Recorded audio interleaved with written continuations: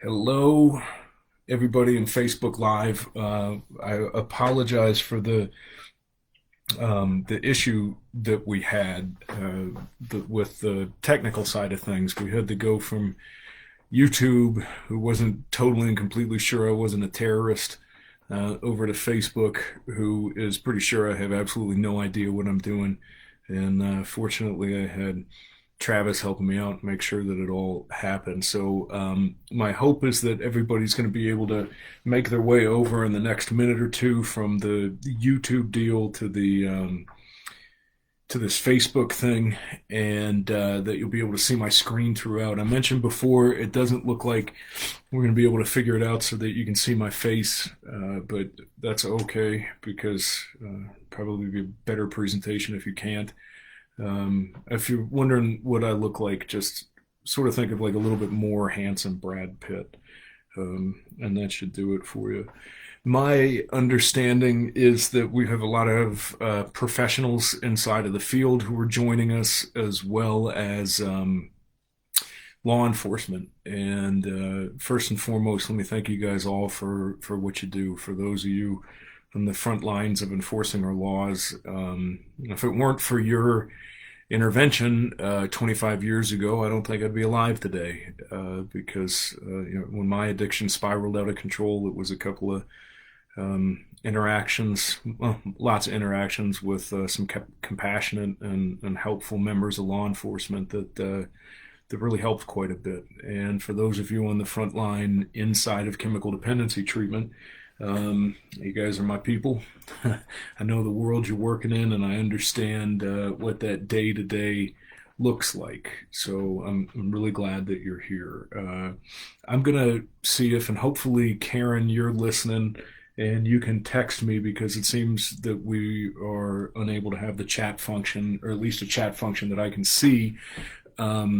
If between you and Travis, you guys can feed me questions, that would be really appreciated, so that I can have an idea of what people are saying and asking. Um, One of the hardest parts for me in doing these things virtually is that we don't get to to sit in the same room and have conversations after this is done, and you raise your hands throughout asking for clarification, or contesting ideas or discussing them. And so that to me is the biggest loss. So I hope that we can do some of that virtually. And again, if you guys can just post those questions onto this Facebook page, I'm not going to be able to see it, but Travis will feed them to me via text. The other thing that bums me out the most about not being there was when I'd originally talked to Karen about doing this, and we decided on the time of year. The date was in no small part decided by my excitement to be able to come up there and fish again. And I'm a little bit bummed that I'm not going to be able to do that. However, it has allowed me to get a couple more days in the woods trying to fill my elk tag. So as soon as this is done, I'll be out of here for that. So don't worry, I won't keep you long at all because I'm going to try and get a hunt in this evening. We are going to discuss in enough detail that I hope it helps you. A very, very complex subject, and one that when I usually have, I actually, a bunch of lawmakers in a state out east asked me to do a presentation this week for them, and I had 30 minutes. And gosh, I feel like in 30 minutes, you almost can just scratch the surface. You have to pick one or two things you talk about. And in the time that we have, which I'm so grateful for, I know we can cover multiple subjects, but there are still a few things that I'm not going to be able to get into. And I hope that if you got questions about some topics that we're not going to cover, feel free to reach out to me directly. For those, I'll give you my email address at the end of it. I'm also going to give you a list of resources as well as this presentation. So since I don't cite everything throughout the presentation, it's all cited at the end of it, and you are all welcome to this presentation. I mean, take my name off of it, put yours on the front, and start delivering it anytime you like. I think that the important thing is that this information be communicated to the world, because there is such a huge gap in our understanding of what's actually going on versus our perception of what's taking place. Because even information that we gained a couple of years ago is getting antiquated in this incredibly rapidly changing world. So I'm going to try and give you what you need to know. First off, bear with me for a second as I try to walk that line between telling you why you should listen to me and sounding like a conceited prick. And it's a little bit harder to do that when we're not in person because I can't tell when the eyes are rolling. I don't want to do a long intro and bio, but I do want you to understand a couple of things about where I'm coming from with this, as well as hopefully help shift some perspective. So the first and most interesting qualification that I have is that I'm a father of 3 kids in the weed capital of the world. I don't care Northern California or Afghanistan or traditionally places where they grew and consumed quite a bit of weed. Colorado has taken all y'all in the last couple of years because we were ground zero. And as ground zero, I think we've learned quite a bit. And we have some knowledge and some wisdom that we can pass on. And I'm just kind of from the school of thought that it shouldn't necessarily be passed on through politicians, that maybe it should come from those of us actually on the ground who don't have a vested interest in painting a rosy picture. So as a father in the weed capital of the world, I'd like you to try to understand something about my kids' lives, because so many of you are working with younger populations. And these younger populations are the ones who perceive marijuana incredibly differently than I did growing up. I'm 41, and when I was a kid, I was still getting dare, and I was being told that drugs are bad and we shouldn't use them. And not only do we not have, I live in Boulder County, affectionately refer to as the People's Republic of Boulder. Not only do we not have DARE programming in our schools, we no longer do abstinence-based drug education inside of our schools. So my kids, I've got a 17-year-old daughter, just remarkable little straight A student who's pursuing a career in law enforcement already at 17.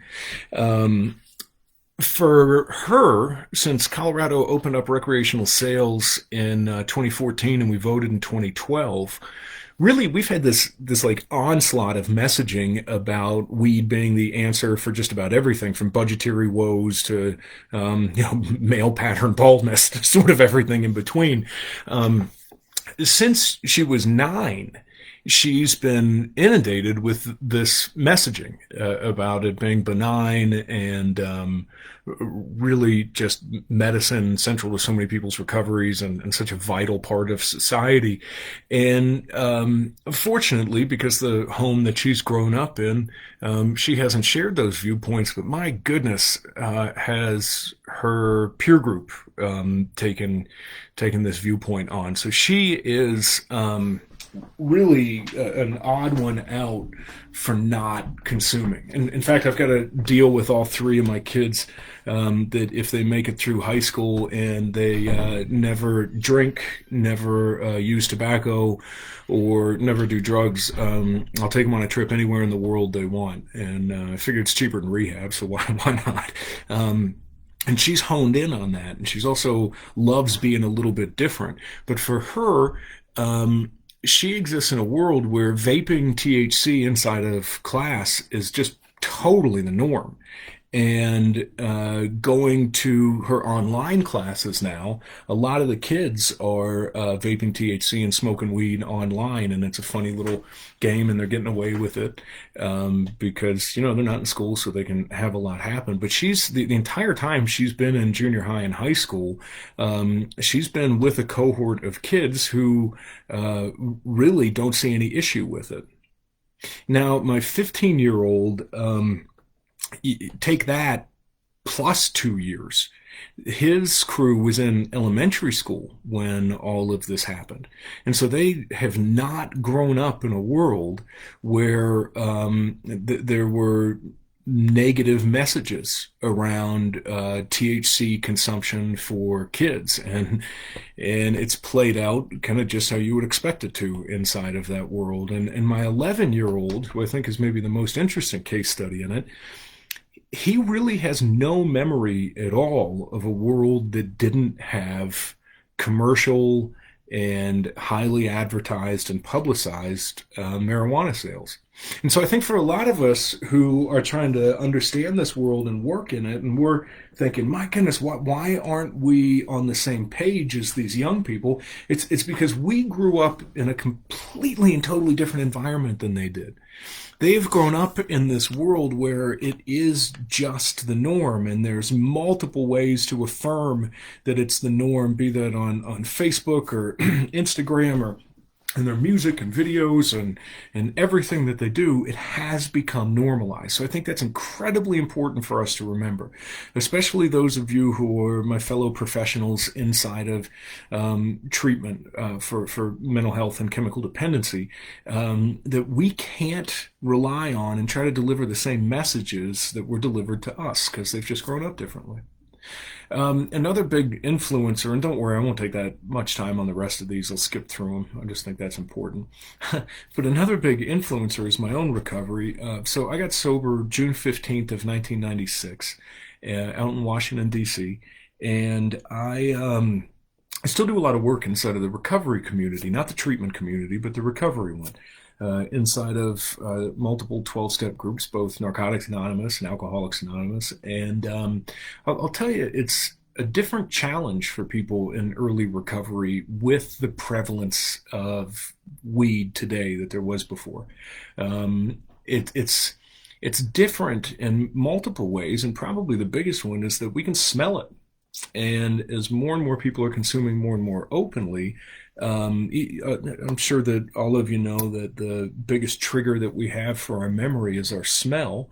If you want to, if you want to get folks to remember something, have them smell something that'll jog that memory. And it's very, very different for me if I'm walking down the street and somebody's having a glass of wine in the restaurant that I walk by versus if somebody's smoking. And very rarely do I go out anymore where I don't smell burning or drying weed somewhere around Colorado. It's just a reality, and it's what I'm getting used to. But at 24 years of recovery, it's a lot easier for me than it is some of those guys in early recovery. In 2007, I joined this field when my climbing partner and I started a little nonprofit that became a pretty big one, where I met one of our attendees today, my old friend Becky Bay, an organization called Phoenix Multisport, where we tried to help folks in early recovery find new avenues to maintain that recovery through outdoor sport. And that was sort of my first entrance into this world. Prior to that, my recovery had never been a part of my vocation. But I did that for 5 years. And Becky, I hope you're here and you're listening, because every single time I think back on that period in my life, the highlights were those trips that we did for your drug court. Those have to be some of the most special and amazing trips that I've ever been a part of in my life. And I'm so grateful that we got to do that together. When I left Phoenix Multisport in 2012, I joined the University of Colorado Hospital. And if you know Denver at all, UCH, the Anschutz campus, is in Aurora. So it's a really impoverished area of Denver. It ends up being a safety net hospital for a lot of the people with the highest acuity and highest needs. A lot of folks who get their primary health care through the emergency department. And UCH had an integrated behavioral health service line throughout the whole system. And one of the anchor points to it was a chemical dependency treatment program, so an addiction treatment program for adults. And we really specialized in and loved working with intense co-occurring mental health disorders. So people who had very strong mental health challenges as well as addictions. And it was through that time, you see, in 2012, we voted to legalize recreational marijuana. And in 2014, January 1st, 2014, was when those sales started. Um, we had a frontline seat.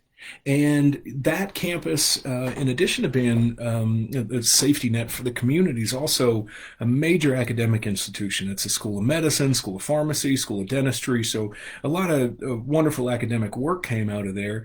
And so we all were watching and considering what was happening from a pretty damn good vantage point. Watching people come into the ER and watching them transition to chemical dependency treatment from that. And it was during that time that I really got convinced that this was a growing issue and one that was existing kind of underneath and outside of the public's understanding. But what we were seeing was so unlike anything that we had seen before that I really started paying close attention to this issue. In fact, it was about a year into recreational sales that our adult-only population and no mandated treatment, people had to voluntarily come in, that we had a couple of months where we were treating more people for cannabis use disorder than for opiate use disorder, which was, I mean, like everybody sort of scratching their heads saying, well, what in the hell do we do with this? Because it's very, very different. And that experience ultimately led me to writing a book. And I don't think it's a particularly good book, but I think it might have some important things in it. So a little publishing house in Florida called HCI did it, and then recently Simon and Schuster took it on. So it should be out there on Amazon or Barnes and Noble or whatever. Um, Again, not the point of it was so that I could stay home a little bit more and kind of less running around the country giving talks. I tried to put most of the information you're going to get today, obviously it was years ago, so there's less, into this book. And then last spring, I had a chance to be a part of an incredible production by publishing house called Springer. If there are any medical professionals on board, you'll know Springer because they are who bring us the educational textbooks for our physicians in this country. And a group of physicians, a big group of physicians, wrote a book, medical training manual. It's now required learning in all of the medical colleges across the country, called Cannabis and Medicine: An Evidence-Based Approach. And I got a chance to co-author the section on treatment and recovery, in which we learned a lot. So for those of you who work inside of treatment and recovery, I'll tell you this book is, because it's a academic textbook, it's pretty expensive. I think it's like $100 or something. But there's a nice section on it where we kind of shared everything that we learned about treatment inside of this world. Gave a TED Talk in 2017 that actually ended up being the featured TED Talk of the day for about a week, and that's mostly about the massive issues with disenfranchised populations and cannabis use, both ethnic and sexual minorities, and the way that they're taking a disproportionate hit here versus everybody else. And then after leaving UCH, I spent 3 years consulting inside of treatment, inside of professional and collegiate athletics, which I still do quite a bit of, working for NFL Players Association, a lot of the teams individually, as well as most of the large D1 teams, and labor. And working with them to come up with sound policies for their athletes and for their members. And I actually got a chance to work with multiple states in writing laws to hopefully contain some of these issues with the country of Canada. And then got a chance to go over to New Zealand last year and work with their MPs as they're trying to figure out a responsible way to do this. And well, that was half of the time. The other time I was chasing deer and catching big giant trout in New Zealand. And now about 2 years ago, no, I'm sorry, about a year ago, year and a half ago, I joined a program in the mountains, a small men's only treatment program called The Foundry. And I started consulting there and ended up taking on the CEO role and have done that ever since. And we're a program that's insurance based, so we try to work with absolutely everybody we can, and we have a special fondness for folks who've been on the front line. So for former treatment providers, we love working with members of law enforcement as well as the blue collar world. So we're not a fancy treatment program. We're kind of a treatment program for guys who've been through the ringer. And some other affiliations I have. I sit on the board of directors for a beautiful organization called NowGap, the National Association of Lesbian, Gay, Transgender, Bisexual Treatment Providers and their allies. Also, for the federal government, the National Marijuana Initiative, or NMI, is a project of ONDCP, and proud to be one of their speakers. I'm a junior fellow at the University of Florida's Drug Policy Institute, and then sit on the board of directors for an organization called SAM, Smart Approaches to Marijuana. So there you go. Now, before I start sharing all this stuff with you, I want you to consider that, well, don't consider, hear loud and clear that I'm not going to share opinions with you and say that they're science. I really don't care at all what 62% of this country believes, because like the last time I checked, a majority of this country thought that The Bachelor was the best show on television. I think that especially with this subject, spin and hyperbole be damned, we have to go to the real research. And real science is journal published and peer reviewed. That piece that your nephew read in Huffington Post and has been quoting to you forever may be interesting and engaging, but it's not science. So I've given you a couple of places to start for science. All of them obviously have been updated, but the one that I'd like to point out to you that we'll come back to in a few minutes, that's been updated 3 times since this was the original posting, is the one in bold, the Lancet Journal. So it's called The Effects of High Potency Cannabis on Psychosis. And it's in the Lancet Journal, originally February 2015, volume 2, number 3. And it is incredibly important information for several reasons, and I'll share that with you. And then if you're familiar with HIDTA, the high intensity drug trafficking area, I believe Montana might actually be a part of the Rocky Mountain one. And the Rocky Mountain HIDTA puts out a report annually, and that's just raw data. It's not science or anything like that, but it's a sound place to get data because the state's not collecting it. So you're going to get real citable information here. If I share my opinion with you, I'll tell you loud and clear that it is just that. All right, so listen, when we're all probably sitting around with face masks in our pocket and and stuff, I thought we should address cannabis and COVID-19. And it's very simple. It's not a good idea. Combusting and inhaling anything when we're dealing with a primarily lung issue is probably not a good idea. But with cannabis, it's way deeper than that, and like way past my pay grade to understand or to explain to you. But there's some intense interactions that go on at the cellular level when you consume THC that are pretty bad when it comes to interaction with COVID-19. So there, as a general rule, I'm sure I'm not surprising any of you. It's not a good idea. Neither's smoking cigarettes or anything else like that. So now that we've got COVID completely and totally out of the way, I am going to make a really bold statement, big one.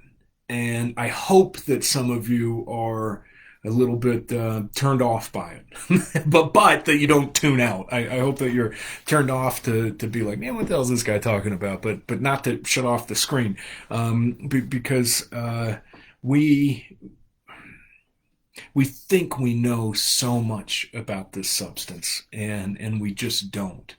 And that's a problem because if if I were attempting to teach you about something that you knew nothing about, you probably would lean in and pay attention and be like, okay, I've got to listen to what this guy's talking about. But when I'm saying I'm going to talk to you about weed, here's the issue with weed, man. It's different than just about every other drug, with the exception of alcohol, uh, in that every single person on this call, on this Facebook thing, has pretty direct experience with cannabis. Still, the majority of people haven't consumed it, but this is the most consumed illicit drug in the country.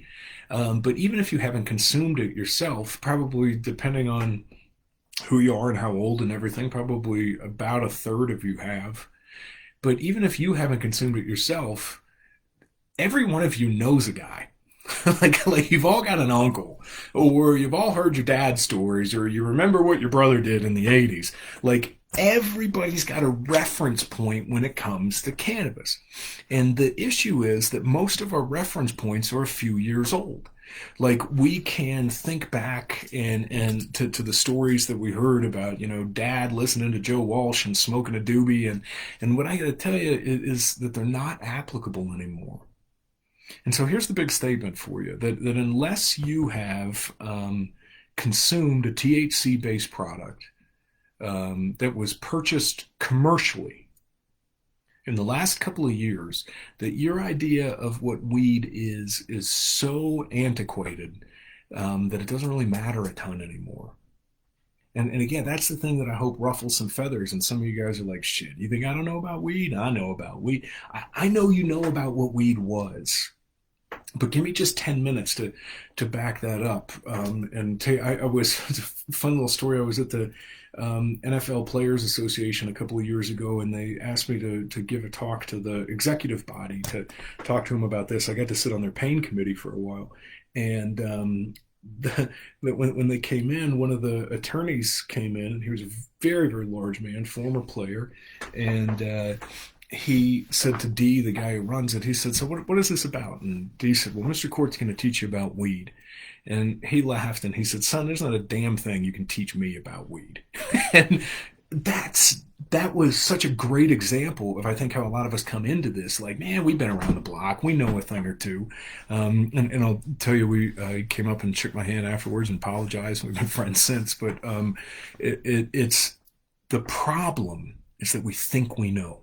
So bear with me for 10 minutes while I show you that maybe you knew what weed was, but not that it is. So our market is not about the 200 and some chemicals that exist inside of marijuana before you light it on fire, and 500 and some after it's lit on fire. It's really about two of them. And one of them matters way, way, way, way more than the other one. And that's THC. And the reason why THC matters so much is it's because it is the psychoactive component inside of cannabis. If you don't have THC, you've got hemp. You have a really interesting textile that incidentally makes the shoes that I'm wearing right now. You have a non-intoxicating plant that we use traditionally in this country for a whole lot of different things and still have some uses for. But with THC, we get the high.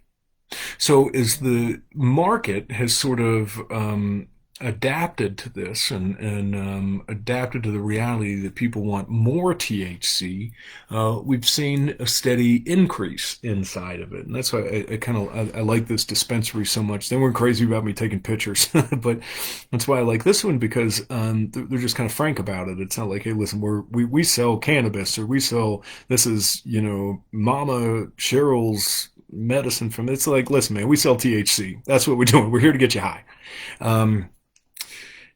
So let me explain to you a little bit about what's happened over the last 50 years with THC. And trust me, this will be short because I got to get to the Colorado ones that really matter the most. So these data are just beautiful. And unfortunately, it doesn't look like we're going to see a continuation of them ever because this program has been defunded.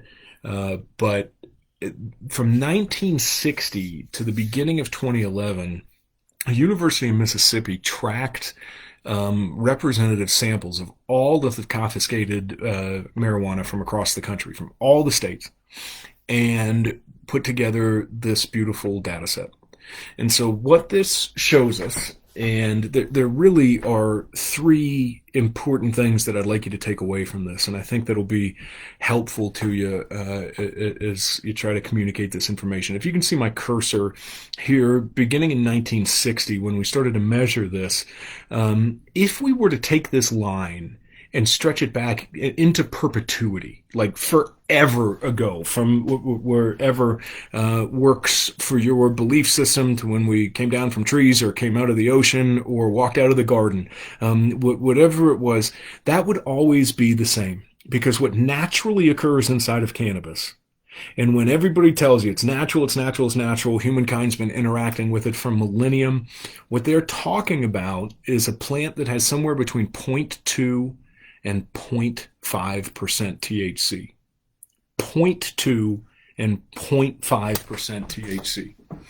That is what cannabis has always been. And we actually have some really great validation of this from examples that were actually like enshrined with people in Asia and Africa, and ended up being really well preserved.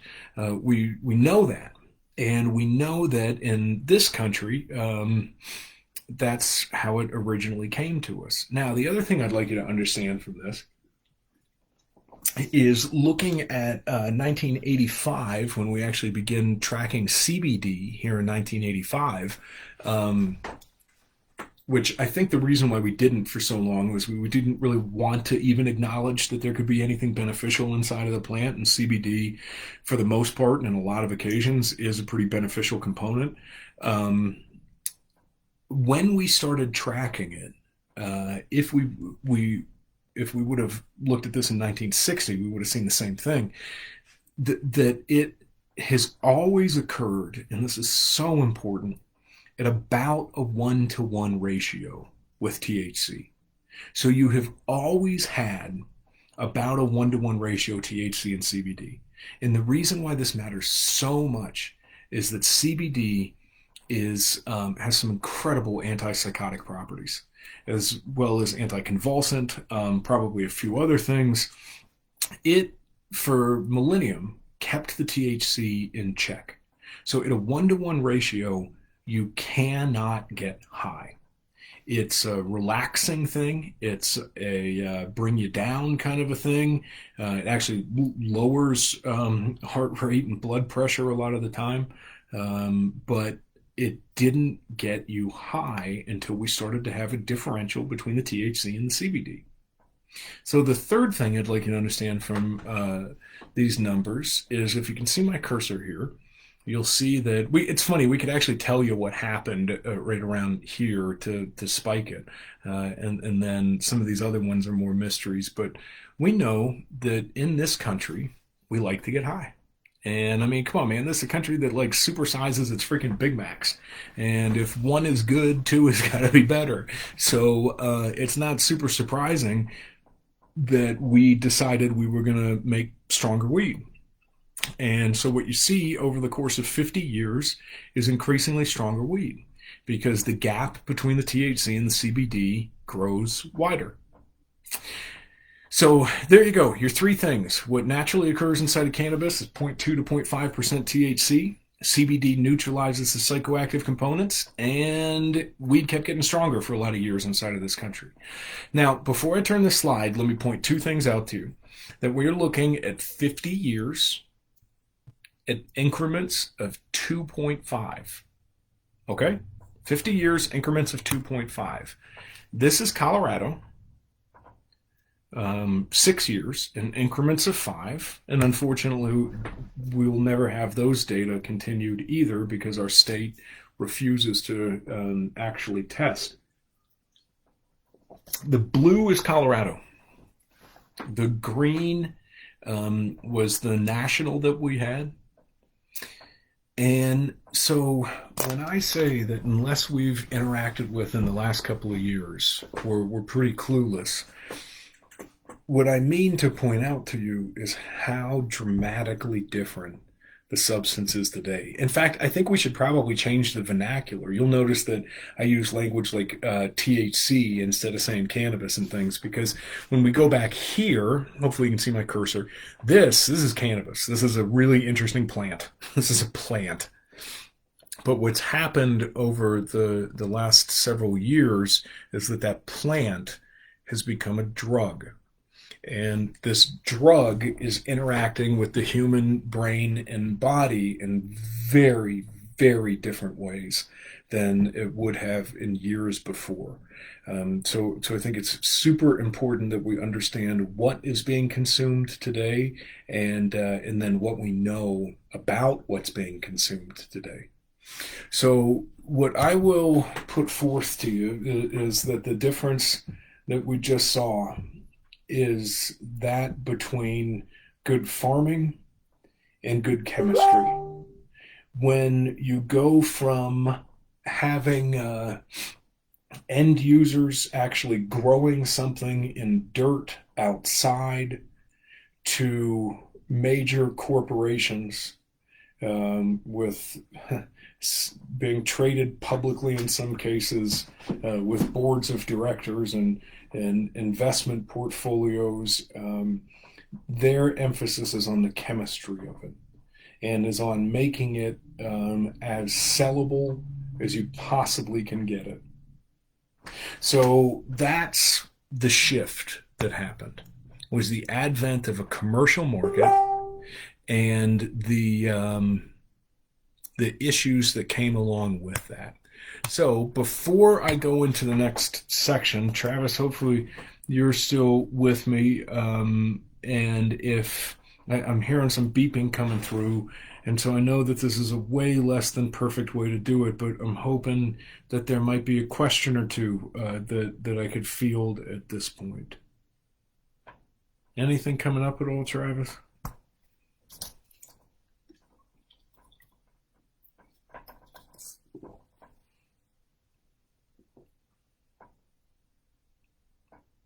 Well, I'm not getting anything, so I'm just going to move on.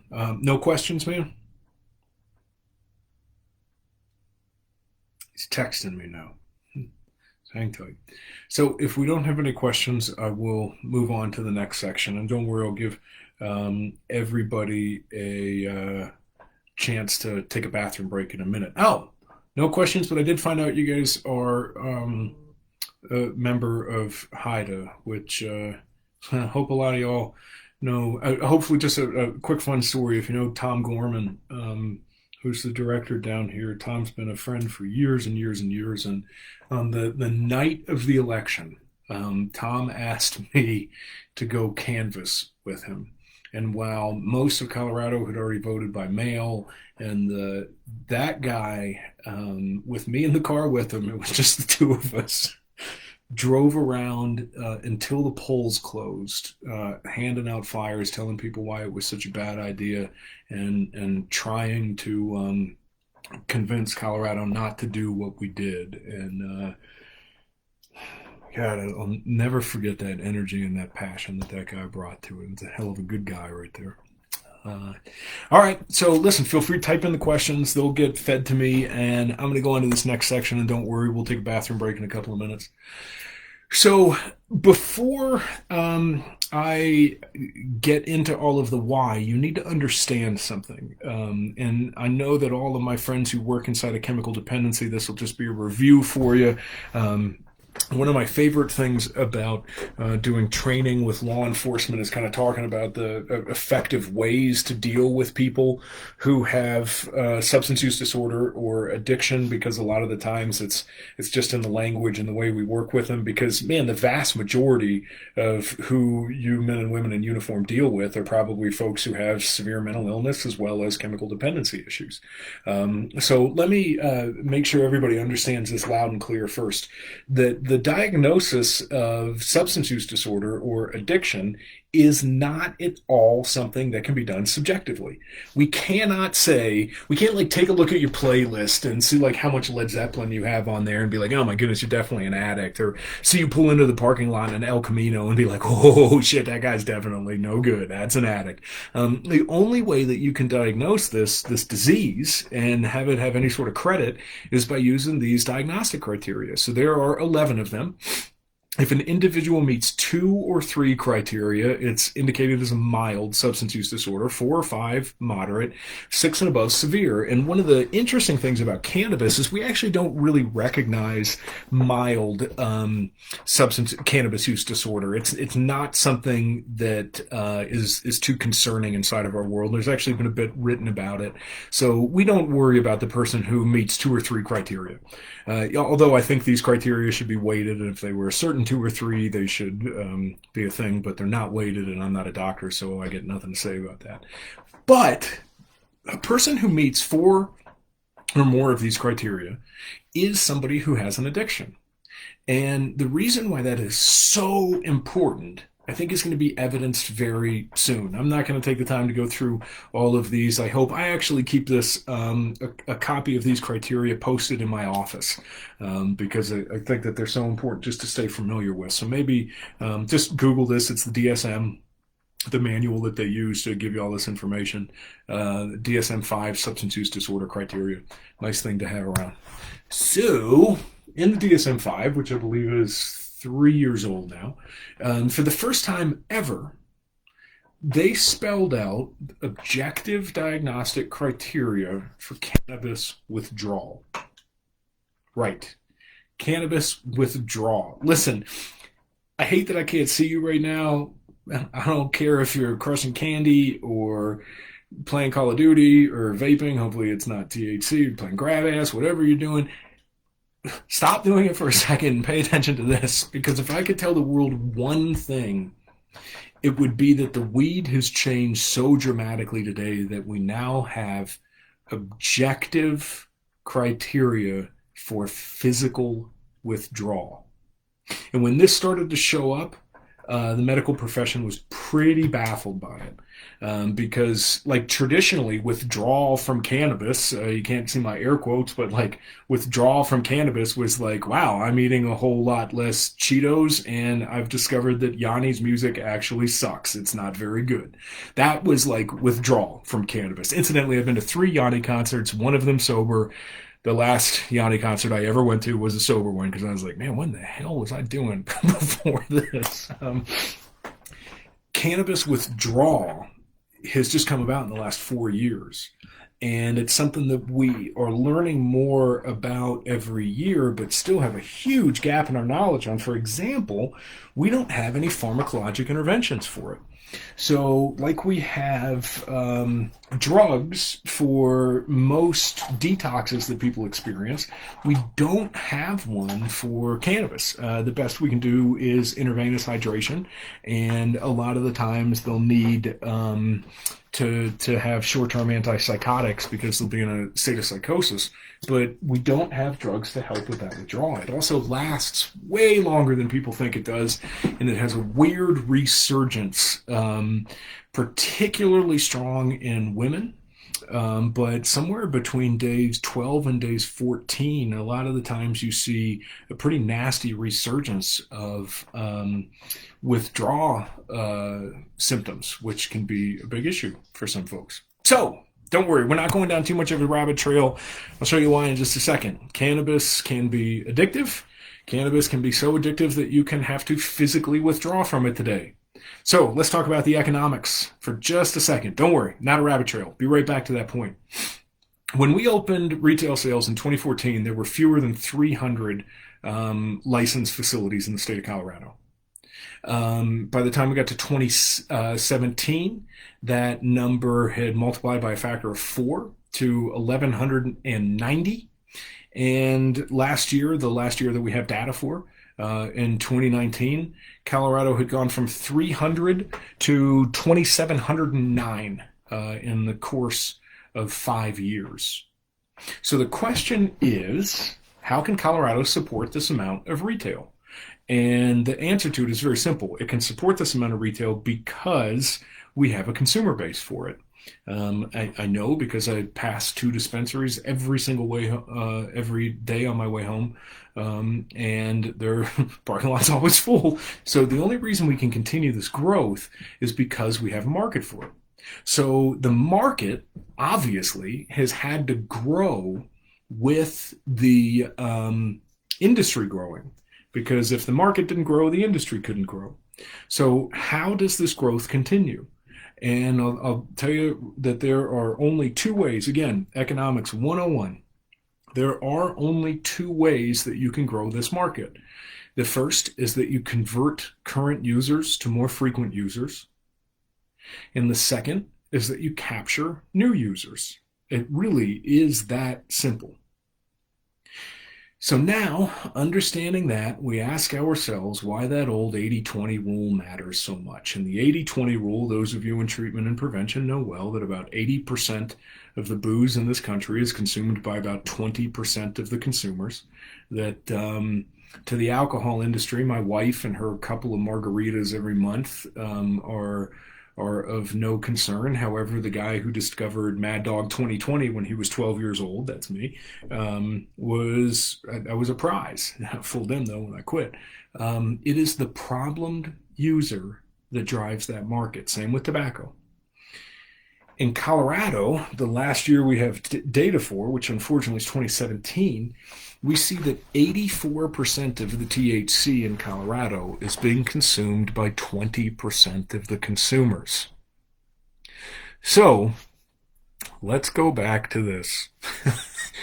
Because those 20% of the consumers, in almost all instances, would be men and women who meet diagnostic criteria for substance use disorder, and incidentally are way disproportionately poorer, sexual minorities, and people with pre-existing mental illness. And we'll get to why this is an issue a little bit later on, but basically it's a multiplier if you've got pre-existing mental illnesses before, and suicide rates among some of those other populations are a big deal, and suicidality with this super strong cannabis is a big deal too. So when you think about this market, which is, it kind of depends on how you want to measure it, but by the absolute most conservative measurements, about a $3 billion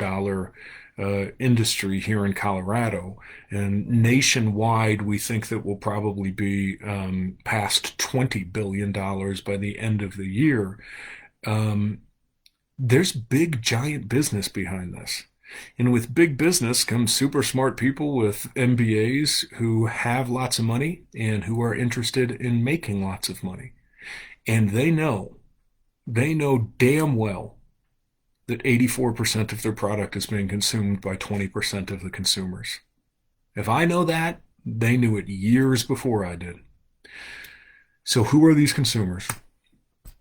If you want to build someone who's dependent on THC, if you want to build a perfect user, somebody who's going to be a reliable purchaser of your product, there are 3 things that you want to consider. Hang on, I'm answering. Oh, here's a question. What are we defining as a pot facility? So these are all licensed cannabis facilities in the state of Colorado. So that includes grow and retail. I think it might include processing as well. To build this person, There are three factors. Well, there's fourth, but we can't really do anything about genetic susceptibility. So the three are age of onset, frequency of use, and THC potency. The earlier somebody begins, the more frequently they use, and the stronger the weed, the better chance that they will become a dependent user. So as far as age of onset goes, here's the simple one for you that we have always used is frontal lobe myelination. So frontal lobe myelination is when your brain's fully protected and at its most resilient, and that occurs somewhere in your mid-20s. And I think if doctors made the laws, in all likelihood, nobody'd be able to drink or smoke or consume mood-altering things before they were in their mid-20s because, well, I probably wouldn't have a job, and half law enforcement wouldn't have jobs, and we'd all probably be pretty happy about that because we'd have so much fewer issues. So anything pre-26, pre-mid-20s is something to be aware of. And then, of course, the earlier somebody begins, the more the potential for addiction is. Frequency of use. So listen, if there's an adult who's consuming a couple times a month, the odds of them developing a dependency are really low. They'd have to have some pretty serious underlying mental health conditions associated with it, or crazy genetic predisposition prior to, but we wouldn't really worry too much about that. What we worry about is the person who's consuming a couple times a week. So really anybody who's getting intoxicated on anything a couple of times a week is somebody who we would pay attention to. And if you're getting intoxicated daily or multiple times daily, just think of it like it was somebody who was drinking that way, because very few people are consuming THC for the taste. Most of them are doing it to get high. Unlike the person who has a glass of wine at dinner, they're not doing it to get drunk. But if you have a bottle of wine at dinner 5 nights a week, there's an intoxication that's associated with that. So if somebody's getting intoxicated multiple times a week, we would be nervous. And then as far as potency goes, there's no real hard, fast rule here, but it would appear that above 10% is pretty... above 10% is bad. So people consuming more than 10% THC definitely increases the potential a bit. Now, this is absolutely not to say that everybody who starts early, uses frequently, and has high stuff will end up meeting the criteria for having an addiction. It's just that the odds really, really increase. So when you look at this from a pragmatic standpoint, that of the industry, you know that these are the people that you've got to get. So, quick tour through a legal THC landscape in Colorado. And I have a folder on my computer with over 600 of these pictures. So I've just tried to pull out a couple for you to go really quickly through. But I want to show you how we have targeted here in Colorado. That's actually Cookie Monster with a plate full of dope on the side of a dispensary in Colorado Springs. So listen, this isn't, they got a cease and desist from Sesame Street and had to take it down, but this isn't a scenario where a 5-year-old is going to walk into the store and be like, oh, I saw Cookie Monster with weed, I want some weed. What this is long-term hearts and minds campaigns that would have like Spuds MacKenzie and Joe Camel like dying with envy because, look, these are facsimiles of candy bars that everybody knows and loves, only THC infused, clearly for kids. Here's the emoji set on the Apple Store. And I don't know about most of you grown-ups out there, but I don't tend to use a lot of emojis unless I'm texting with my daughter, and that's just because I'm trying to appear somewhat relevant to her, even though I probably look totally stupid doing it. But this is an emoji set that's purely cannabis themed. Again, young people. Here's a back to school special in Denver. If the half naked chick doesn't get you, maybe the half off will.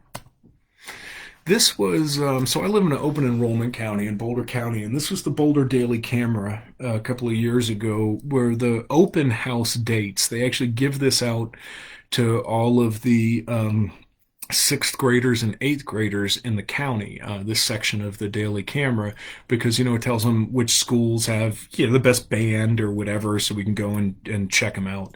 And my daughter brought it home from school, and she came up from her room and she said, check this out, Dad. There's a quarter page color ad for a dispensary called Starbuds. That's the first page of this guide. And she said, when I opened it up first, I thought it was for Starbucks because it's obviously branded to do that. She said, but then I realized it was for weed. So I'm sure that guy got some sort of industry award because he got that in front of every single adolescent eye in the county. And he co-branded it with something that they all know and love and spend way too much money on, which is Starbucks. Here's a move-in special at CU Boulder. So moving into the dorms, clearly freshmen and sophomores, none of whom are 21. Spring break. Here's Santa Claus with a bag full of dope. Again, not really something that appeals to me, but when that came out, my son was 8 and dug on the old man in the sleigh quite a bit. Here's keeping with the Christmas theme. There's baby Jesus being replaced by a dab rig. And then here's messaging about frequency. For about 2 years, Sweetleaf ran this campaign. They ultimately got shut down for doing something else, not at all for this. But this was the campaign. It was everywhere. It was on buses, billboards, smoke weed every day.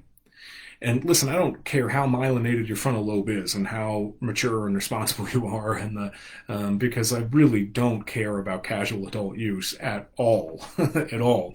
Don't drive and don't let kids see you if you're going to use. That's all I ask. Even if you're a 50-year-old with a totally myelinated frontal lobe, this kind of frequent consumption of today's THC actually changes the physical structure of one's brain. Loss of gray matter, loss of white matter, loss of connective tissue, and that's a big deal. Here's another frequency one. Don't forget to dabble daily. So dab being the verb of concentrate consumption, which I'll share concentrates with you in just a moment. And then ease of packaging. We've got pre-rolled cigarettes that we sell all over the place now, just to make it a little bit easier for you. And the messaging is everywhere. Get high and do everything. Get high and go skiing. Get high and go climbing. Get high and go hiking. Get high and go to work. I'll show you some more of that later. And then, of course, the messaging about potency. This is a column that comes out regularly. Said, how can I easily request the highest potency strains of a product? And this guy says, luckily for you, this is still a potency-driven industry. Skip down to my highlighted part. Bud tenders are trained to have their most potent products at the ready when asked for a suggestion. It's true. I go in to dispensaries all the time, and I interact with them all the time, and usually walk out with some recommendations for some pretty serious business. Oh, no. There we go. So, listen, if any of you are familiar with my hometown, those are flat irons. And what I'll tell you is that countering this message is tough. Talking to a younger generation who's grown up with, the teddy bear riding the Rasta rocket over the flat irons that says, stay high, Boulder, is a difficult message to counter. Because we really do run the risk of being old and out of touch and not relevant. Because this is just what they've grown up with, man. And if they've grown up with it, we've got to, we don't have to like it, but we've got to adapt our messaging to it. We are going to take 5 minutes so everybody can hit the head, and then we'll do consumption trends. And I just got a question if folks can have a copy of this. Of course, you can. I'll upload this. I think I can get it done before I bust out of here and go hunting this afternoon. And I will send a file out to Karen. I got to do it by Dropbox because it's so big. And yes, absolutely. Everybody's welcome to a copy of this. So I've got 2:10. Let's take until 2:15. And I'm sorry, I don't know how to mute this. So I'll just shut the door and hopefully you don't hear me doing anything you should.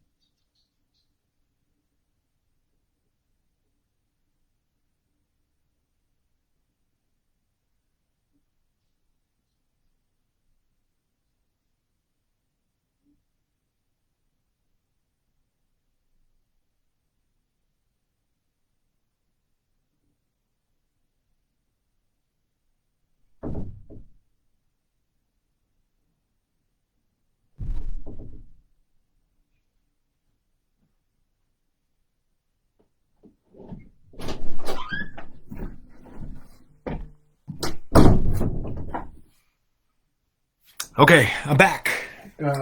Hopefully, you guys are all still here too. Sorry for being a minute late. We got talking elk hunting. My cousin's home, and I think we got a good plan. But you never know. If any of you chase those things around in the woods with your bows, you never know, do you? He actually got a nice one 2 weeks ago when we were there, but I still haven't drawn. Got to fill that freezer, man. Okay, so let's talk about consumption trends. No more discussion of elk hunting, I promise. So the things that you need to understand, and I'm going to go a little bit more into this because we have so many members of law enforcement here. Oh, what question is Becky Bay asking? Because I have to answer it. I just got a text message, and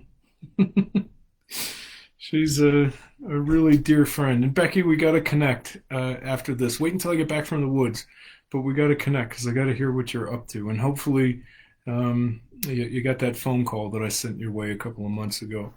So I'll wait to hear what your question was, Becky, and then make sure to answer that promptly. We'll take a little bit more time discussing consumption trends because we have so many members of law enforcement on here. And I think it's important for you guys to have a grasp of what this is. I'm sure most of you already know, but I'll give you a little bit more. So in the consumption trends section, we're going to be talking about concentrates, edibles, and vaping. And the vaping is going to be very, very brief. Okay. Becky's question is very specific.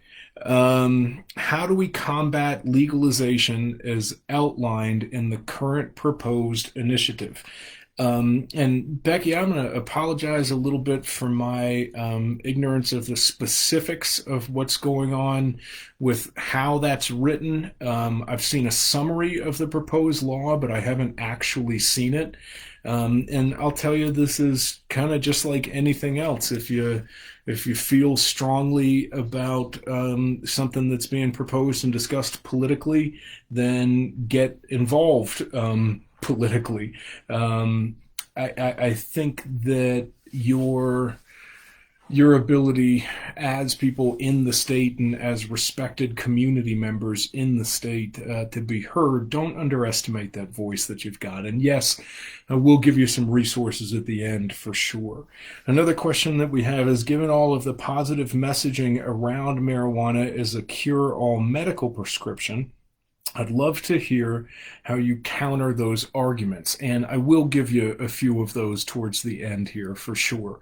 And it's a very tricky subject. And listen, I'm not trying to make money on this because everybody buys their books used anyway. But I did really do my best to answer that specific question in the book. The biggest thing that you can do, in my opinion, is understand where people are coming from and how they've gotten that messaging, and then kind of go from there. Okay, so concentrates. Concentrates. So before we get into the specifics of concentrates, I want to go back to that Lancet study that I mentioned at the very beginning. And the reason why the Lancet study matters so much is that it looked at high potency cannabis. They actually called it skunk weed in there because they're nerdy doctors. The reason why it mattered so much was because they looked at 16% potency. And 16% potency is quite a bit more than has ever been looked at in the past, and still to date is the best research that we've got on what high potency is. But at 16% potency, what we learned, and of course this increases with potency, is that daily use, so that was 5 times a week or more, sees an increase in psychosis that's 5-fold. Weekend use, which was twice a week, sees an increase in psychosis that's 3-fold. And almost a quarter of all of the psychosis in this study group was caused by weed.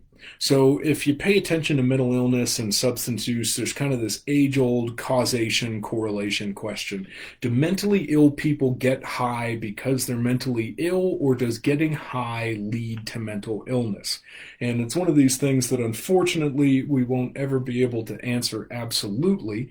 We know that for people who have pre-existing mental health conditions, the use of high potency THC exacerbates those conditions. It does make them worse. We also know that, at least in this group, there were no other precursors for, no other things that would have caused it other than the THC. So they said in this journal published peer-reviewed study that's been updated 3 times since original publication that a quarter of the psychosis was caused by weed. This is 16%. Oh, look, that didn't happen 6 years from now. That happened in 2016. Sorry for the typo, everybody. So the Denver Post in 2016 published an interview with a gentleman named Ralph Morgan, who owned a company called Open Vape. And what he said in here, when asked about the future of cannabis, the cannabis industry, he said Colorado will sell more concentrates in 2017 than flower. I see concentrates as being a part of people's daily regimen. Now, of course, old Ralph has a vested interest in that being true because he owned a company that sold cannabis concentrate consuming implements, as well as the concentrates themselves, because a lot of them come pre-packaged. But it was a bold claim back then that we would sell more concentrates than the flower. Beginning in 2014, the Marijuana Enforcement Division here in Colorado has published an annual report, and we sort of look at all things weed, at least inside of the white market, if you will. So when we talk about the cannabis market, you've got to consider the 3 different ones. So the black market is one that is done entirely outside of the taxed framework. So these are illegal grows and illegal sales. The gray market is one that only part of it is done inside of a legal framework, where maybe it's grown illegally and then sold in a legal dispensary, or vice versa. It is grown legally but then sold to the public without the taxing. And then the white market, which is all this report considers, which is probably less than half of what we're actually doing in this state, because if you've paid attention, you know that the black market has grown considerably in Colorado and California under legalization. We can look at some numbers around concentrate sales in Colorado. So in 2014, we never mentioned it once. In 2015, the only time the word concentrate or any variation of concentrate shows up is in a contaminant test report, saying that about 4% of concentrates tested positive for contaminants and shouldn't have been sold. In 2016, again, that's the same place, the contaminants. We don't talk about them in the market at all. But in 2017, we see that we sold in the white market almost 28,000 pounds of concentrates, which totaled 4.5 million doses. And that jumped to 40,229 pounds in 2019. Now, if you're wondering why that's such a big deal, I'm not sure if you can read this advertisement over to the right here, but this is by a concentrate manufacturer. And the top line of it says, cannabis concentrates are potent. Start by consuming a small dose, about half the size of a pinhead or less. So if we're selling 40,000 pounds, where the doses are half the size of a pinhead or less, we're selling a lot of concentrates. And as Ralph had predicted, we actually are selling a higher value of concentrates than we are the flower. So in Colorado, and the reason why I'm going into detail on this with you is what I'm about to show you on the concentrates. A lot of people who are in states that don't have legal markets, they see this and they're like, whatever. Okay, so maybe some people are using that, but it's fringe use. This can't be what they're actually using. And what I'm trying to demonstrate to you through these numbers first is that this is not fringe use, that this is mainstream use, and that we are consuming more of this than we are the plant in Colorado, that this is weed. So before I jump on, I had a question come in that said, when we say daily use, how much do they need to be consuming each day? And great question. That particular report did not look at an amount. It just looked at the consumption of. So we can't tell you how much that is. Probably any intoxicating amount, but good question. And maybe Lancet has gone into more detail, or the authors have since then, and you can look through that study and get a better answer than the crappy one I just gave you.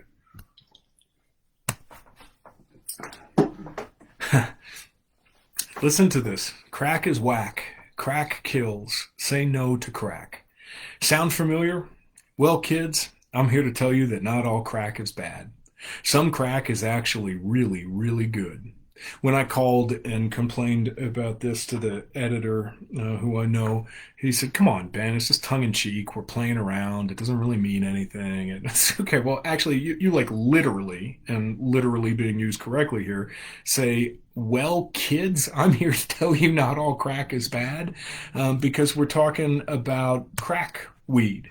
And we're talking about that's what we refer to it as. I used to show videos of people calling it that, but just take my word for it. It's what the vernacular is today. Crack weed is concentrate, and we have reached levels of up to 99.9% pure THC.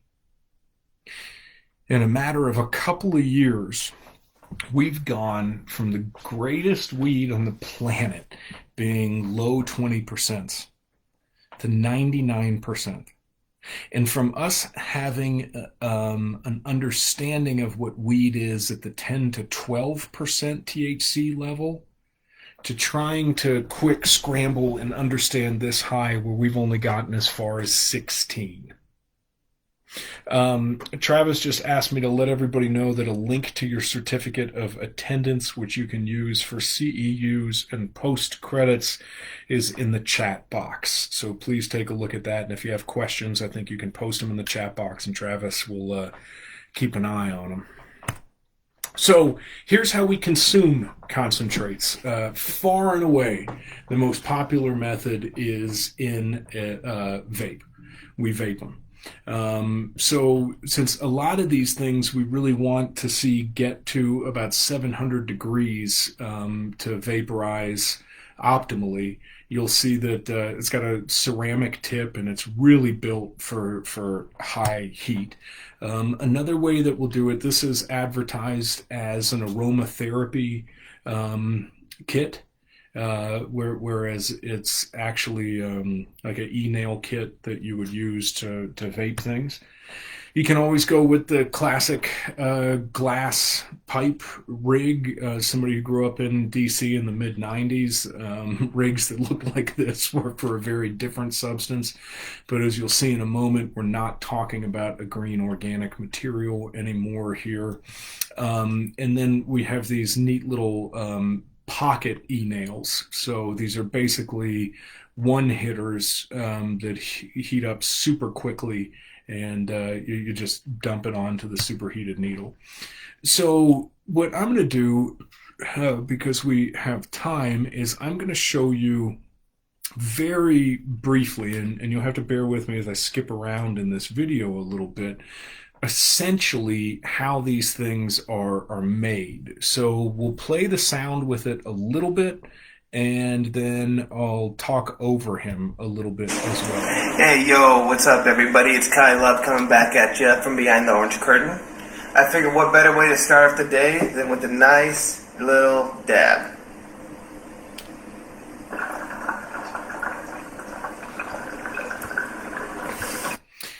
So, oh, not pause, mute. So, this young man is facing a dilemma. He has run out of his concentrates and he doesn't feel like going to the store. His profile page on YouTube says that he's a medical user, and he makes his own concentrates instead of buying them. And the reason why this is pretty instructional is you'll see the basic process. So he's got about an ounce of weed right here. Let's say about maybe an ounce or so of some fine trim here from a recent harvest. Got the Power 5X can of butane for your extracting needs. Along with here the Expert Extractions extraction tube. I decided to go with the metal one over a glass one. I drop things, break things all the time. Same cost. One's breakable. One I probably won't break. Figured that's why I went that way. So what we're going to do, we're going to pack the tube. We're going to blow some butane through it, and then we'll walk you through the steps on how to purge it on your own. Short, quick, easy. Help you make some great wax every time. Now just understand, this is my way on how to do it. I mean, there's many different other ways. So you just, choose your own, take what you like. Don't, it is what it is. But first things first, you got to be safe. So you always blow your shit outdoors. All right, you got that? First and foremost, if you're going to make a pipe bomb, it's probably better to do it with metal than with glass because it's easy to break things. And second, for the love of all that is good and holy, blow your shit outdoors. Just remember that. So what he's going to do is now force butane through the weed that he's got inside of that tube. And you'll notice he's doing it. He's whispering now. Listen.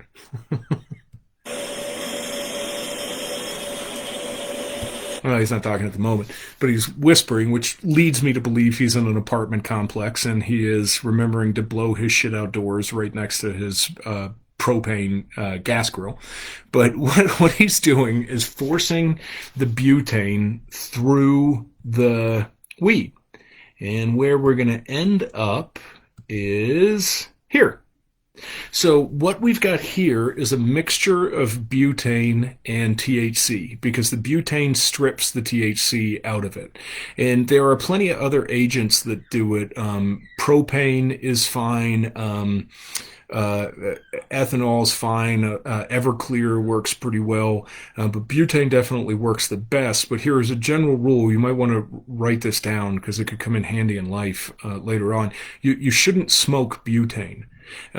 So what you've got to do is purge the butane out of it. And that's what he was doing first with hot water and then now on the grill or on the stove. Unfortunately, he is not doing it on a stove with a pilot light or one with an open flame, which unfortunately a lot of people did for quite some time. And as the butane would settle to the floor as it was purging off, you would get that. So what we have here is an ounce of weed that has been boiled down to this. And I think he's going to show it to us in just a second. So we've gone from an ounce of weed to this. And, I paused it. I didn't do that. And that's because this, what he just showed, is pretty pure THC and butane.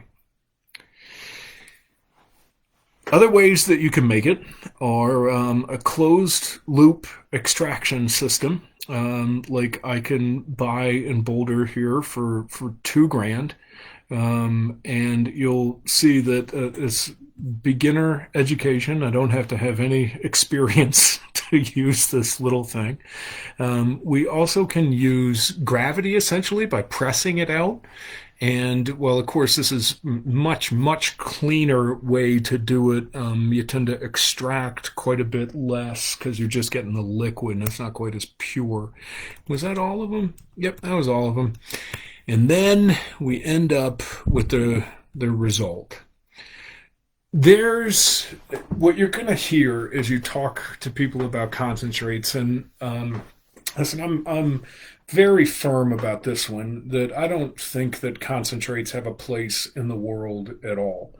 At least not until we have a better understanding, and then someone can assume the risks. But you can't assume risks that you don't understand. Well, you can assume them, but you probably shouldn't. So one of the arguments about concentrates that people will say all the time to you is, and what I get is listen, Ben, it's just like it's like drinking liquor as opposed to a beer. You're not going to drink 32 ounces of liquor because you would die. And so yes, that's exactly right. You're not going to drink 32 ounces of liquor because it's processed very differently through your body, and because tolerance to ethanol is very different than tolerance to THC. And so what I like to do is to tell people to just search like dab challenges on YouTube. And the most I found so far is somebody consuming 11 grams at once. And what that argument doesn't take into account is tolerance to THC. So as a person consumes more, it takes more of the substance to get the same effect. So this is just one with a young man who's doing, I think, a 4 gram challenge. And so he's going to vape this entire thing. But I'm not super interested in this one for you. More interested in kind of what comes next. So this young man, I've been to all his social media pages and everything. He is at least represents as a pretty avid cannabis consumer, and you'll see in a second the chain, the shirt, the hat, they're all weed related. And he's at this party where he's going to try concentrates for the first time, and they're going to film it. And his reaction is actually really common. This isn't me trying to find some extreme scare you out of things. This is just what happens the first couple times people hit a concentrate. So this young lady is going to get the needle really hot for him with the blowtorch. And again, one would assume that he's a frequent consumer because he's got a pound of weed with him. And because while she's getting it ready, he's actually rolling a blunt because he's going to hit this and then start to get high. So young Roscoe takes his first concentrate hit.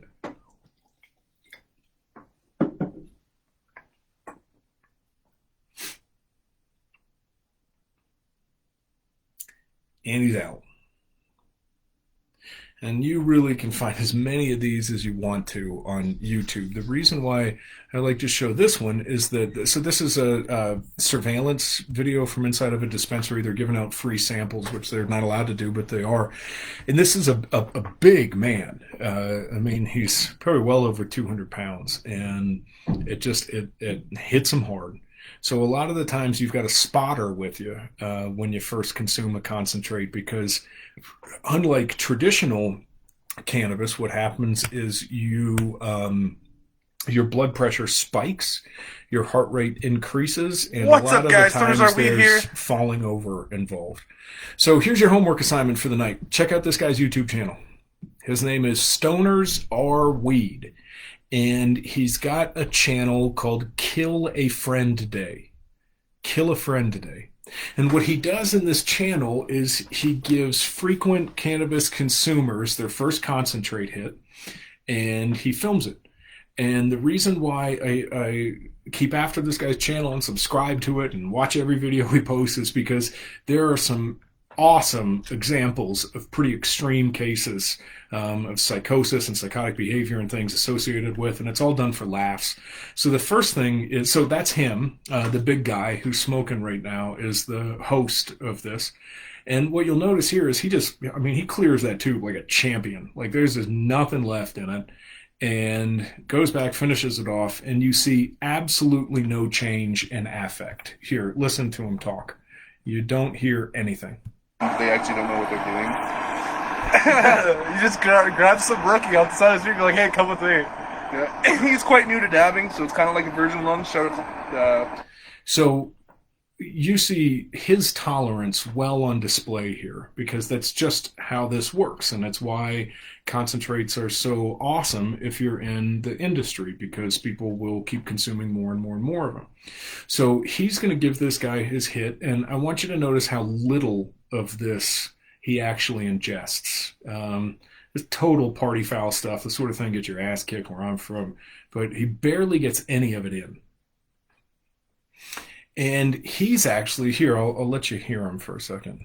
It's okay to spit on my show, man.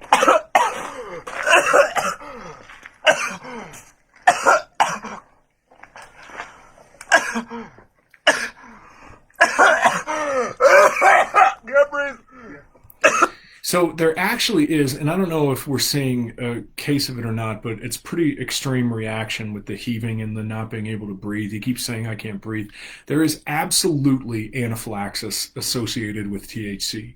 So there are some people who have extreme allergies to it. And again, it's a very rare thing. I mean, it'd be like a peanut kind of a thing, but it is real.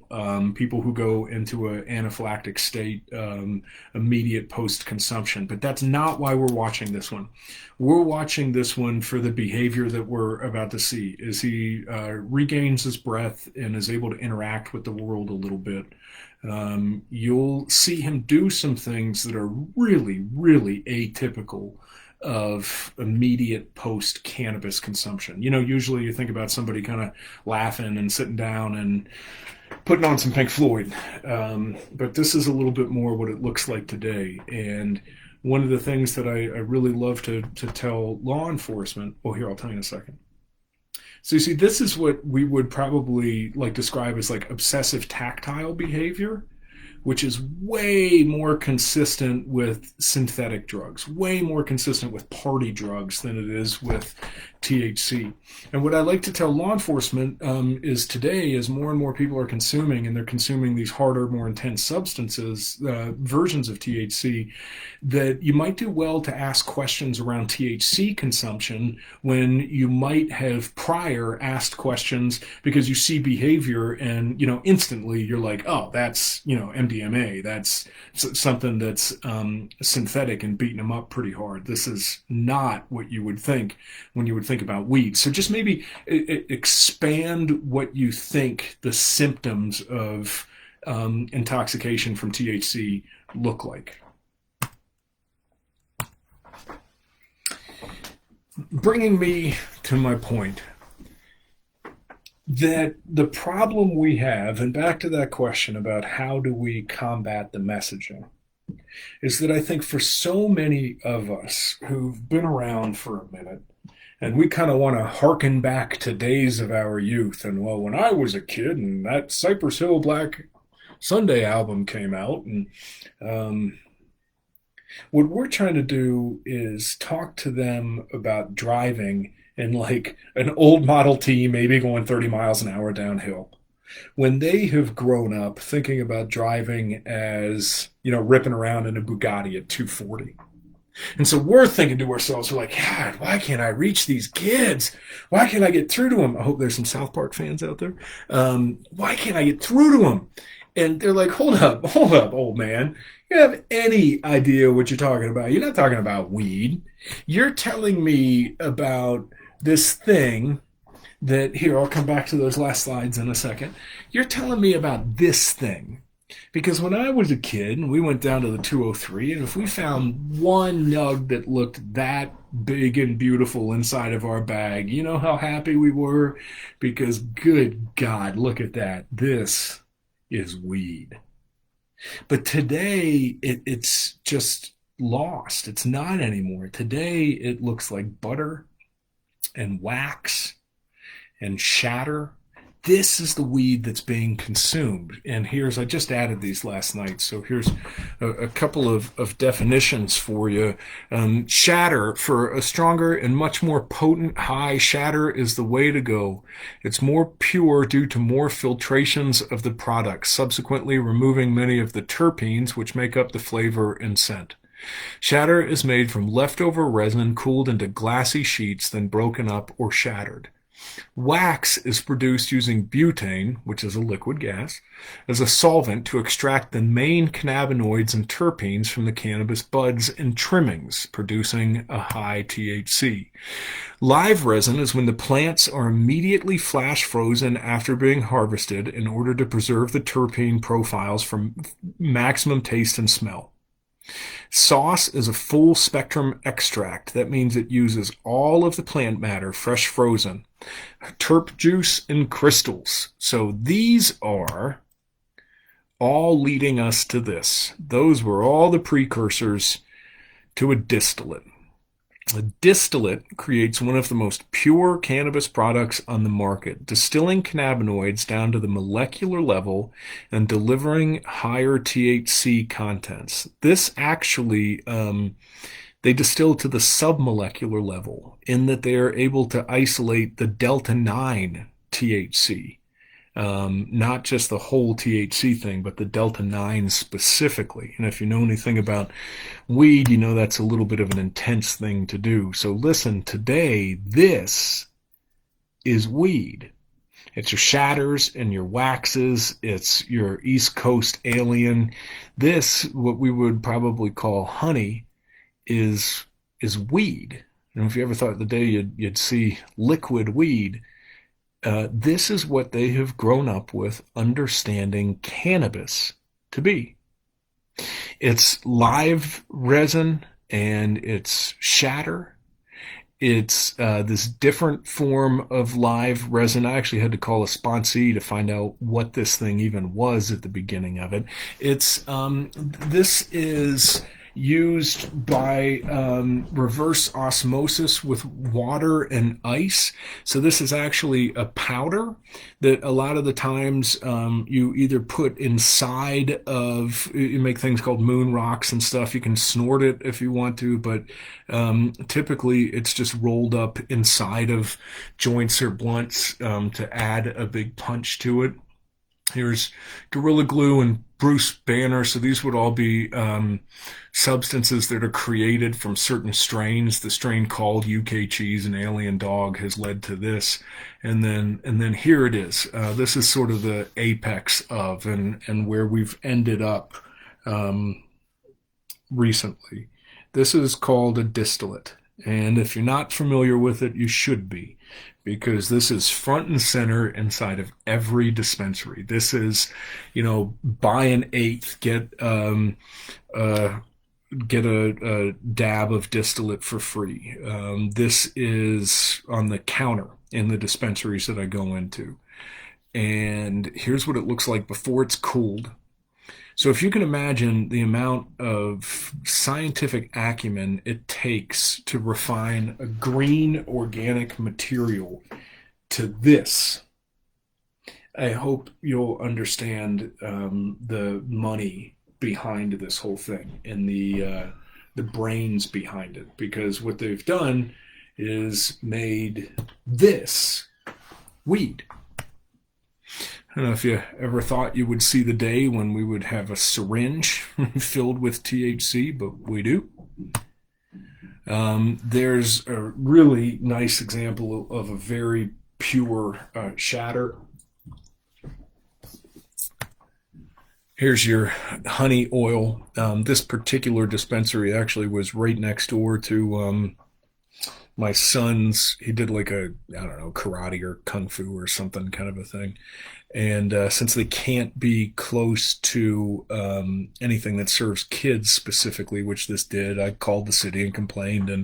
And these guys actually ended up buying out the dojo so that they would move, so that they didn't have to. I don't know if dojo is the right word, wherever kids roll around on the floor and pretend to know karate. All different forms of cannabis. And this is the narrative that persists, that it's natural. And I just like this one because I think it's, to me, the best comparison I've ever come up with. This helps highlight it. Powered by science, fueled by nature. So when people say, well, Ben, it's just like hard alcohol, I say, actually, no, it's just like crack. Because it started as a plant, the coca plant, and it has been refined to crack cocaine.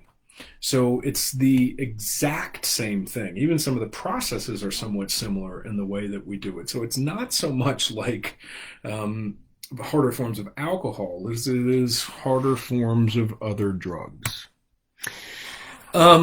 keep an eye out for this stuff, Montana. 710 is the new 420. Stop saying 420 because you sound old and people will laugh at you. If you really want to see what's up next time you're at dinner with your nephew, say, well, it's 710 somewhere, and then see if he raises his eyebrows. 710 is oil spelled upside down. So July 10th is the new 420, and this is one of the ways that they kind of like hide in plain sight. But again, I'm a little less of a zealot when it comes just to weed than most people might think that I am. But when it comes to concentrates, I talk to everybody who will listen about why they should not do them. And remember a year or two ago, I was in the grocery store and I saw a young lady wearing a dabbing hat, and she couldn't have been 15. And so I just engaged with her. I said, hey, what's your hat all about? And she said, oh, I don't know. It's nothing. And I said, actually, no, I know what that is. And we were able to talk, and I was able to share with her a little bit about some of my concerns with concentrates, and hopefully in an age-appropriate way. And she actually listened. She engaged, and she asked me a few questions. I don't know if it made any difference, but I do know that when I see people really kind of openly flaunting concentrate paraphernalia and things, I really do like to engage with them, because going back to the beginning of this section, humankind's knowledge, well, sound scientific knowledge of what's taking place in the brain and body ends at about 16%. And I really don't like seeing these young people consume it. But to them, the narrative remains the same. We have, those of us in prevention and treatment have utterly lost this message. Because they will still tell you it's natural, it's natural, it's natural. So if you can see this ad, it says, going back to nature, don't forget your natural cannabis or your concentrate headquarters. The idea that concentrates are natural, to me, is asinine, and something that I hope we are comfortable confronting. And this is just everywhere. Billboards and newspapers and signs on buses. First one's free. And this is where, you don't want to end up getting, at least in my field, I don't want to be too self-righteous and judgy and stuff, but I'll tell you, man, I knew a lot of dudes back home who gave you the first one for free. And they weren't necessarily in it for the politics of anything. They were in it for the money, because they know if you try one, there's probably a pretty good chance you're going to come back and try another. And if we can get you to try another or something this strong, remember what that does when it comes to building a customer base. All right, I'm going to talk about vaping, and we will do this very briefly. Get your questions ready, because before we go to edibles, I'll probably take another short break. I'm drinking too much seltzer water. I don't know about you. But let me give you what you need to know about vaping. But first, let me preface it by telling you, listen, I'm the weed guy. I'm not the vaping guy. And there are people who know a lot more about vaping than I do. And I know a lot of great webinars have been recorded and posted online. The big things that I want to communicate to you about vaping are summed up in this one ad. Remember our friend Ralph, this was his company. No smoke, no smell, no mess. So vaping can be done and is done with a lot of impunity. There's all sorts of games and challenges that go around about vaping in class, about having your teacher charge your THC vaporizer because it looks like a flash drive or something else, about vaping in all sorts of locations that you wouldn't consider an appropriate place to get high in, because there's no smoke, no smell, or no mess. And the one other interesting thing about vaping is that since a lot of these can heat up to about 700 degrees, and this doesn't have to do with weed, but Rocky Mountain Haida actually sent something out about 2 years ago about this, and if some of you might have seen it, it was actually it was 3 years ago, because it's when I was at the hospital. It was a case study from when I was at the hospital, because I called Gorman about it to talk to him and see if they'd been seeing it. and he ended up putting together the study and sending it out to everybody, that since they can get so hot, you can actually combust anything, not combust, that's the wrong word, vaporize anything that's in rock form. And we actually had a case where a young man overdosed because he was able to speedball, which is where you would consume an opiate and then an amphetamine in quick succession. So the opiate brings you way, way, way down. Then the amphetamine spikes you. He was able to do that in a THC vaporizer that he smuggled into the emergency department. Dropped a little rock of heroin in it, hit that, and then dropped a rock of meth in it and hit that and overdosed. Unfortunately, he lived and ended up getting sober. Beautiful story in the end. But anything that can be consumed in rock form, you can vaporize now. And again, here's kind of one for the kids. Amazing fun flavors, no cannabis smell. That's how this works.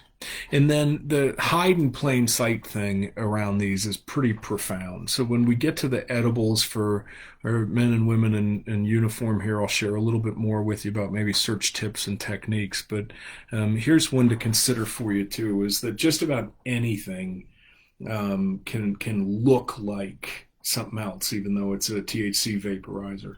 So the pen on the left, or I'm sorry, the cup on the left of your screen is great for the home or for the office or on the go. And that heats to about 700 degrees, and it's specific for concentrate vaporizing.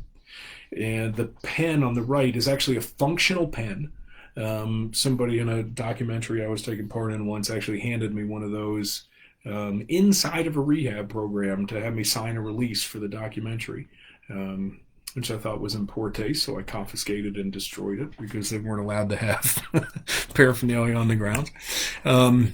Here's a Zippo lighter that's specific to THC consumption. There's the THC asthma inhaler. That little thing up in the top right is kind of made to fit inside of your belt or inside of your shoes. We got a couple of questions, so here I'll end this with the bubble gum vape flavor just because it's so classic. The best flavor I ever found, and I should find another picture of it again because I lost my picture, but there's a THC flavor called candy porn. Yeah, I thought, boy, that is definitely doing a good job of hitting all the synapses for the young people, isn't it? So before we get into the edibles, I'm going to answer these two questions. We're going to take a quick bio break, and we'll come back to edibles, mental health, and then wrap it up. So, can you talk about the consequences that legalization has had in your schools?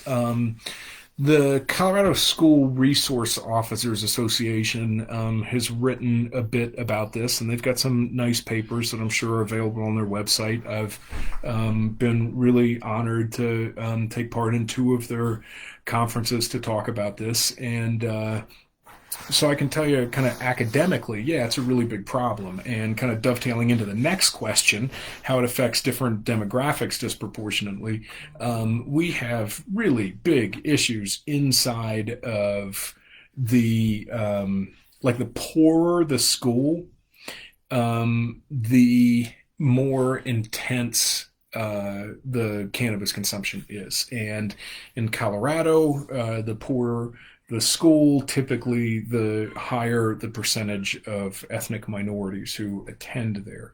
And I think that's the case in most of this country.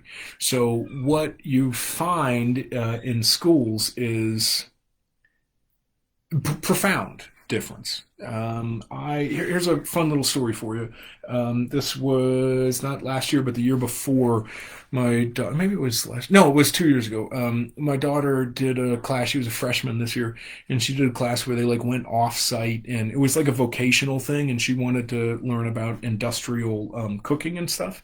And so they went off site twice a week, and there was a cohort from a lot of different schools, and she was the kids were always vaping THC in class. You know, the teacher would leave the room, they'd do it, and then by the time the middle of the year came around, they were doing it every time she'd turn around to write on the board. And I called the principal twice and talked to him about it and tried to help educate him, but good luck getting anything in Boulder County done and pushed through with that.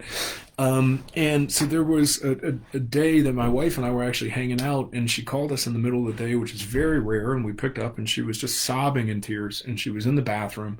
And what had happened? Oh, but before that, about a week earlier, they got put into groups, and they had to come up with something. They were doing something creative, and one of the girls said to her, against my at this point 15-year-old daughter, she's 17 now. They said, okay, everybody take a hit of my vape. We'll give it about 15 minutes. This will help us get creative, and then we'll come up with the best project ever. And so it passed around. There were 4 people in the group. All of them took a hit from the THC vaporizer, and my daughter said, no, thank you. We've practiced this stuff at home. I mean, if you're parents, you got to practice this stuff. So we practiced it at home, and she said, no, thank you. And the girl was like, come on, Chloe, it's just weed. And she said, no, I don't want any. So our key at home, what we do is you get more forceful in your nose every time somebody presents something like that to you.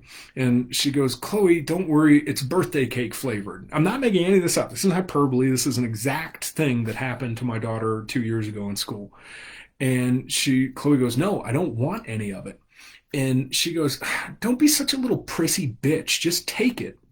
And at that point, my daughter escalated it, as we had practiced at home, and stood up and said, I don't want your drugs, very loudly, and had to explain it to the teacher, and everything went great, except the kids kind of honed in and targeted her. So when she called us from the bathroom crying, it was because the teacher had left the room, and in a concentrated effort, 4 kids all stood up at the same time, took a hit off their vaporizers, and ran over and blew the cloud onto her, and laughed and said, now you've gotten high, now you have to get high. And she was distraught, and to no small part because she thought maybe she would have lost the trip, and she's decided on Hawaii, even though I haven't figured out how I'm going to pay for that. That's the level of permeation, that it's a joke, that it's something that even teachers are afraid to talk about, that it is not weird. You ask your school resource officers, ask your educators. Don't take my word for this. Ask your educators, ask the principals and the teachers what they're seeing in schools. Because even in a state like yours that doesn't have rec sales, you're still getting it. So that last question about the how does it affect different demographics disproportionately?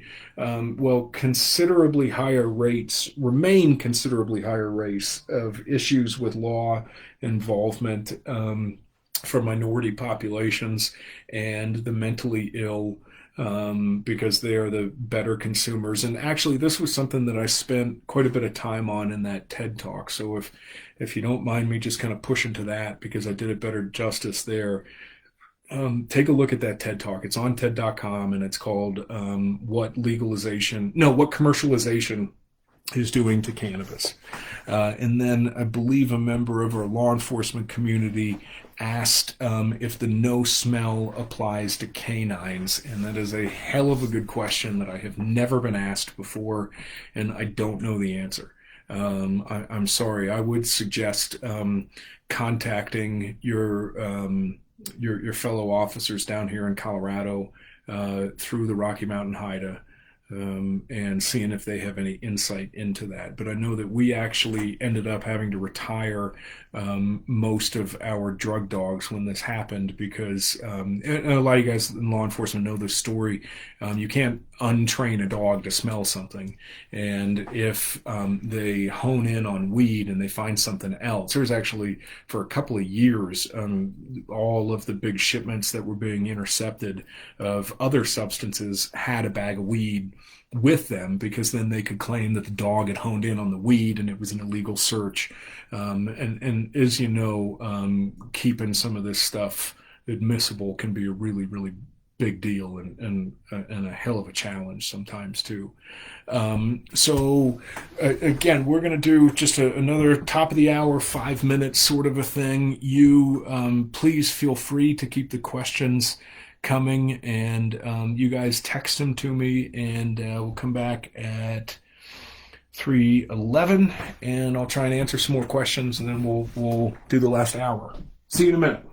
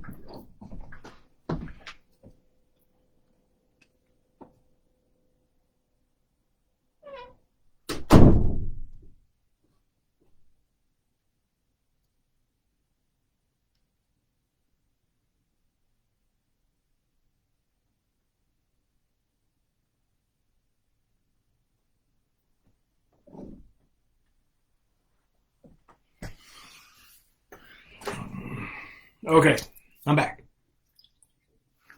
We got fantastic clarification from a canine handler here who says, as far as the odor from THC and other forms, such as the no smell, it does not affect the dog. So I'm hearing that as the dog is still going to be able to hone in and get a hold of that. But again, you guys will face a bunch of new hurdles if it is legalized recreationally. At least, I mean, depending on how it's written, because it's actually a right inside of the Colorado Constitution. One more question I recall hearing from Washington and Colorado about how the legalization was pitched and it's going to help schools and stuff like that. Has that actually played out in Colorado? No, we're on a hiring freeze for teachers, and we have a pay raise freeze, and our schools remain underfunded. Listen, the bottom line is that you got to watch some of the stuff that has been done. NPR has done some things on it. PBS actually did like a 2-hour thing about it. If you try to tax a vice substance to a point where it will pay for itself, you're going to totally cripple the above ground market because the taxes would have to be so high. For example, we got about 60 years worth of data from SAMHSA that tell us that for every dollar we earn in taxes on alcohol, it costs society about $9. And for every dollar we earn in taxes on tobacco, it costs us about $11. So the idea that you'll be able to tax a vice substance to a point where it will pay for itself requires a pretty big leap in our understanding of reality.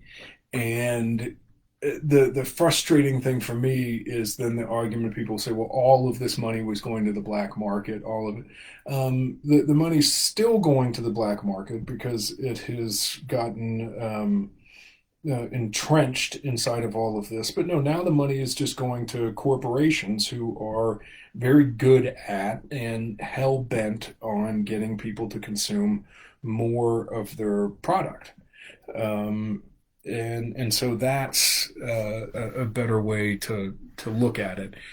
We also drive use with this because once we get reliant on these dollars, listen, it's less than 0.5% of the total Colorado budget that we're actually getting here, and we have way more issues than we did before in how we've got to combat it. So no, this idea that you're going to have overflowing state coffers when you do this is one that's not grounded in reality. It's grounded in a simple argument that doesn't that doesn't hold any water when you start to pick it apart at all. Okay, so edibles.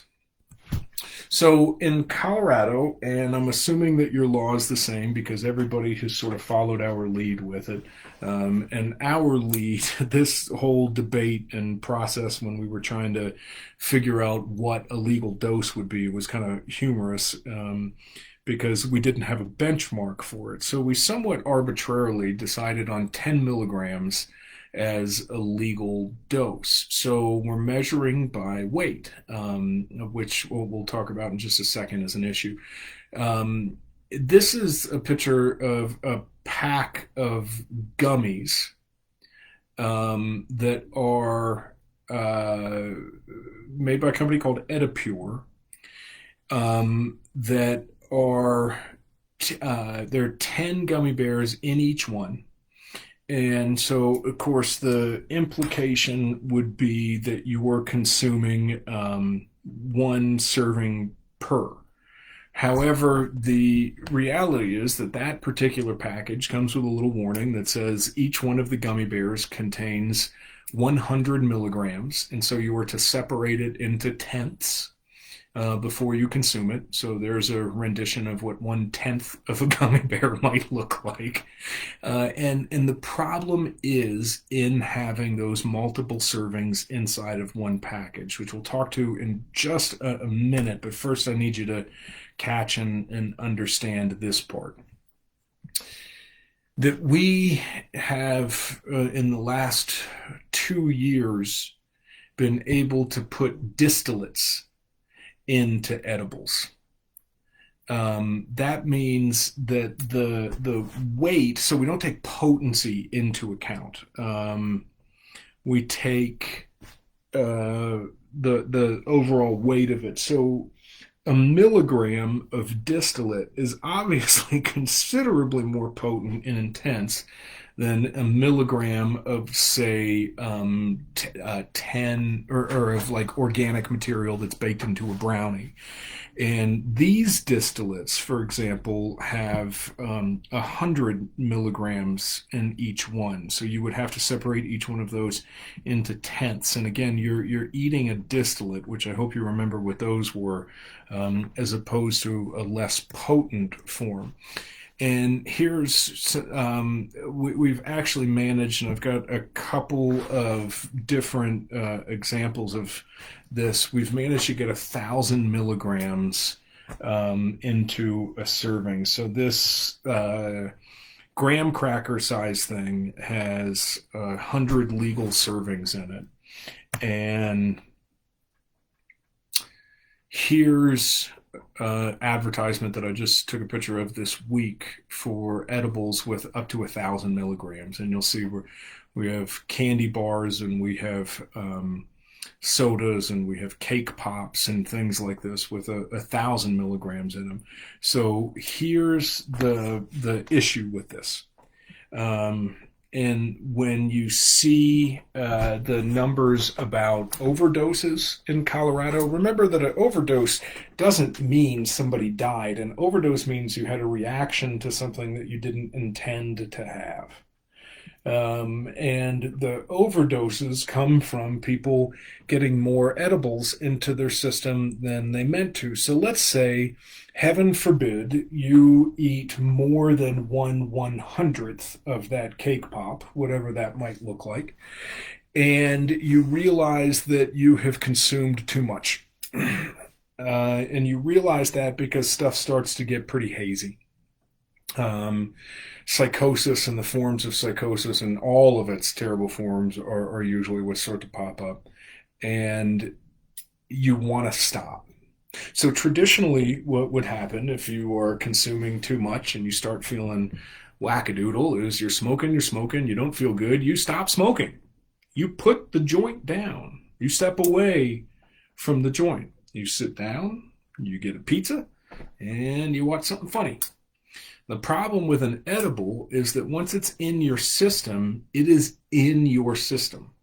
And you can't get it out with sort of typical poison things like activated charcoal or pumping stomachs or things like this, because it enters the bloodstream through your liver, obviously. So what you've got to do, and there's nothing else for it, you've got to ride the ride.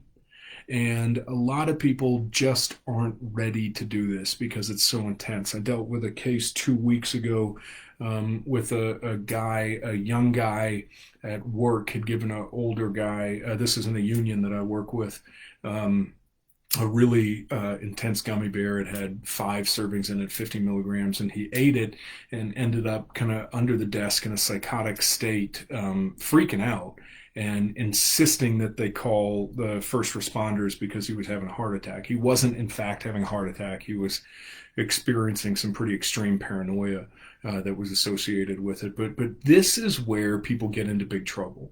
And this is where another one of these myths that I'd love to address with you, I'd love to spend an hour on this, that nobody's ever died from weed.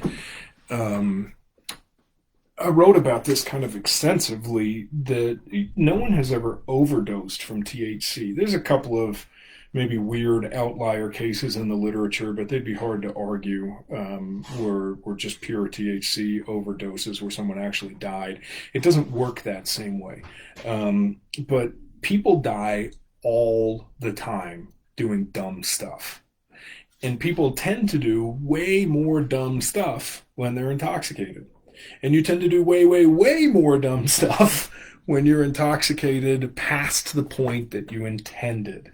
And I think that our members of law enforcement could probably tell us a few stories there that it's probably a pretty frequent thing for you to interact with people who are intoxicated and do something stupid.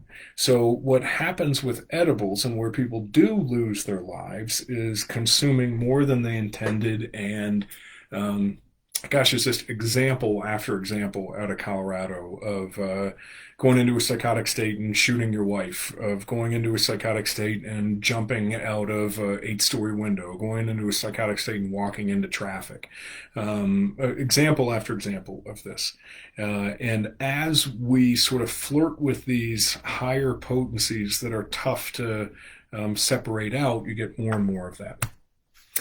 So here's the big lesson for you today when it comes to edibles. The first is that the potency is just out of control in them, and that there are multiple servings inside of one package. And the second is that if it can be introduced into the human body, it is being commercially produced with THC in it. And I haven't found an exception. I've asked people to challenge that, and about a year ago, somebody said, "Well, what about eye drops?" Because I hadn't seen any THC infused eye drops, and I found them. We have THC infused eye drops. We have like any way you can get it into your body: post tattoo ointment, toothpaste, vaginal suppositories. And I love this. This says the staggering question, or the staggering variety begs the question: what can't we infuse?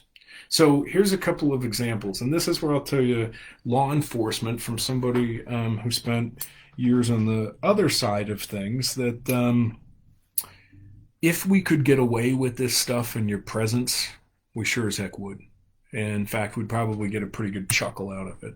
That if when you pulled me over, I could pop in a piece of THC infused gum and talk to you with it, I would. So here are THC infused condiments. Here's ketchup and hot sauce and barbecue sauce. Here are a couple different kinds of THC infused coffee. So from the K cup coffees through the pre-bottled, and then we have quite a bit more. We call this a hippie speedball, THC and caffeine together, which interestingly, we actually don't know a lot about the effects of THC in interacting with other things like caffeine, and certainly with alcohol. With alcohol, we know from an intoxication standpoint, 1+1 = about 4. That if you're high and drunk, it's not like simply high and drunk, it's high and drunk times 2. We have THC infused lemonade, THC infused hard candies. Here's a THC infused granola bar. There's weed ice cream. Here's a THC infused nasal spray, so you actually can just shoot this right up and get high. This is actually pretty impressive stuff and only about a year and a half old. So this is a topical intoxicating THC. So you actually put it on your skin and it gets you high. Here's a THC pill. THC lollipops that have 7 legal servings in them. Here's THC infused tea. You see these things have 100 milligrams per box. The THC infused little gummy. Same thing. These are made to look like Reese's, obviously. We have lots of things like this. This isn't a joke or a mock-up or anything. This is real. It's pot rocks made to look like the pop rocks that a lot of us grew up with when we were kids, but this is a THC-infused pop rock candy. If you can read up here, it's 100 milligrams of THC, 0 CBD, and you'll remember that. That's the one that gets you higher. Here's sweet tarts. THC infused drink. Listen, for those of you in treatment, alcohol, for those of you in treatment and prevention, this first line probably will get you the same way it did me. Do you ever come home after a long day at work and feel torn between which substance you want to use to escape reality? So here's our THC infused alcohol. Here's something, one more little homework assignment. Put this into YouTube tonight. If you see down here, it's called Keef Cola, and here are pictures of their flavors. So Keef Cola is 350 milligrams per bottle, along with between like 80 and 120 milligrams of sugar. And so since it's got 35 legal servings in it, it says that this cap is 1/35th of the bottle. So what you're supposed to do is pour out 1/35th of your sour diesel into the cap and drink it. And so when you put this into YouTube tonight, the kids who you see consuming, and they are all kids because, Orange Kush soda doesn't appeal to many grown-ups, they're not consuming 1/35th of it. And it has some pretty intense effects because drinking versus eating. If you keep up with rap culture at all, here's a THC syrup. Here's a THC infused juice. And this is pretty impressive. The world's first cannabis infused sparkling water. So Keef came up with THC infused water.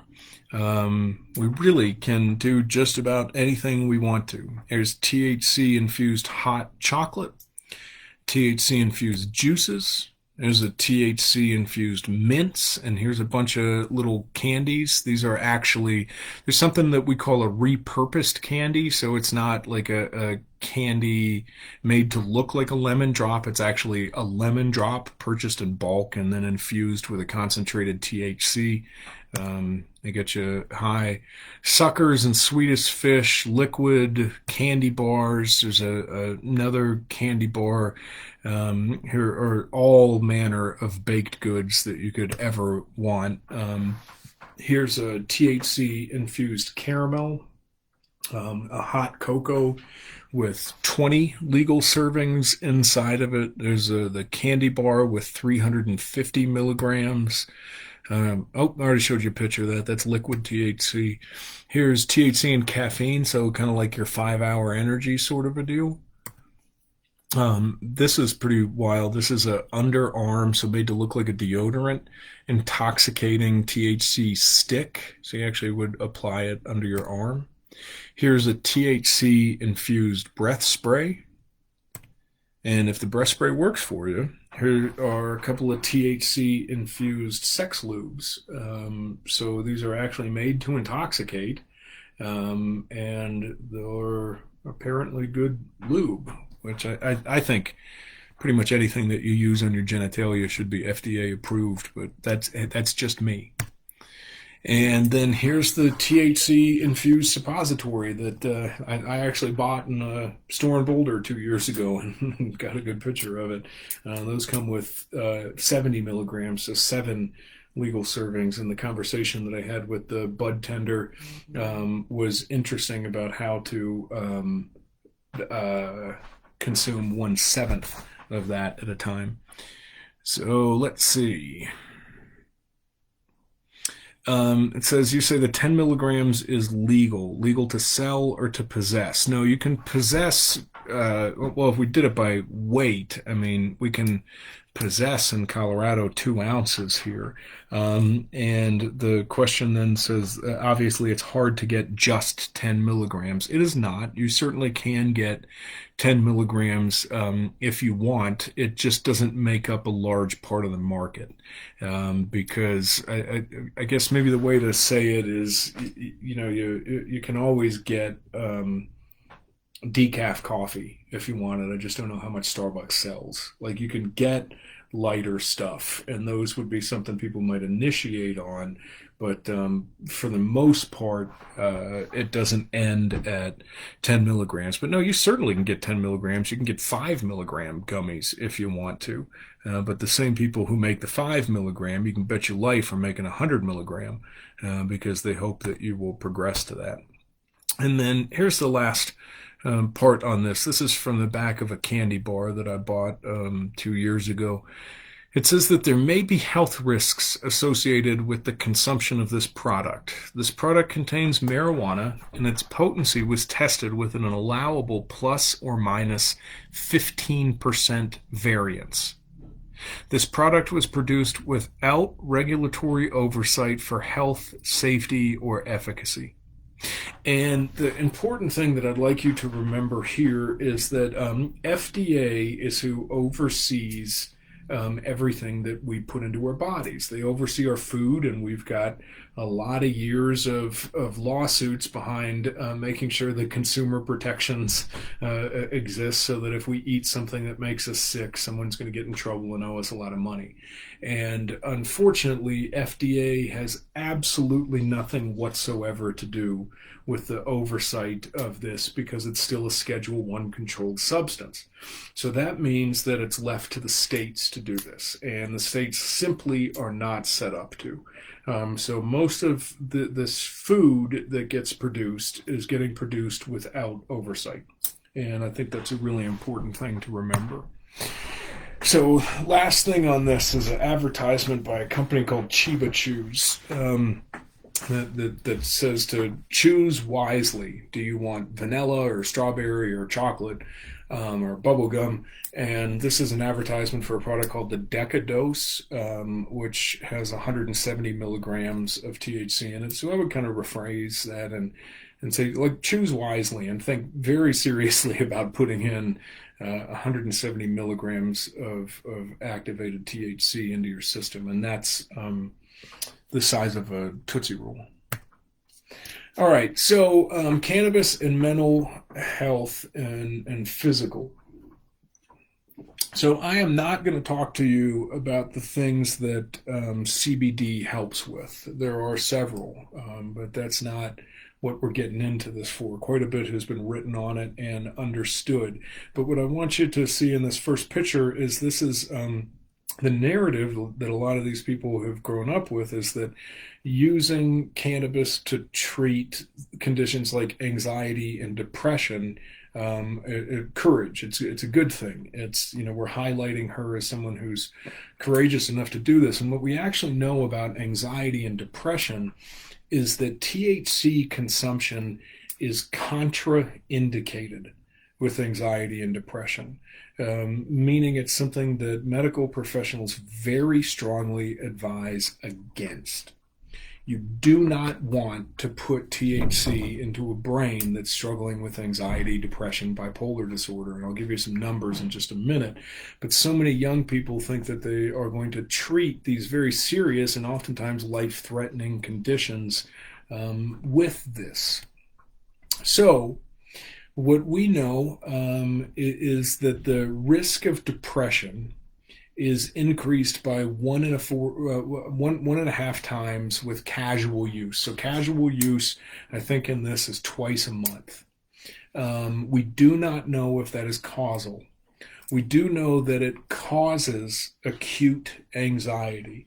And so the thought would be that it probably has something to do with long-term anxiety disorders and causing those to get worse. We know that it increases the risk of anxiety disorders, that there's an association. We do not know if it's causal yet, though.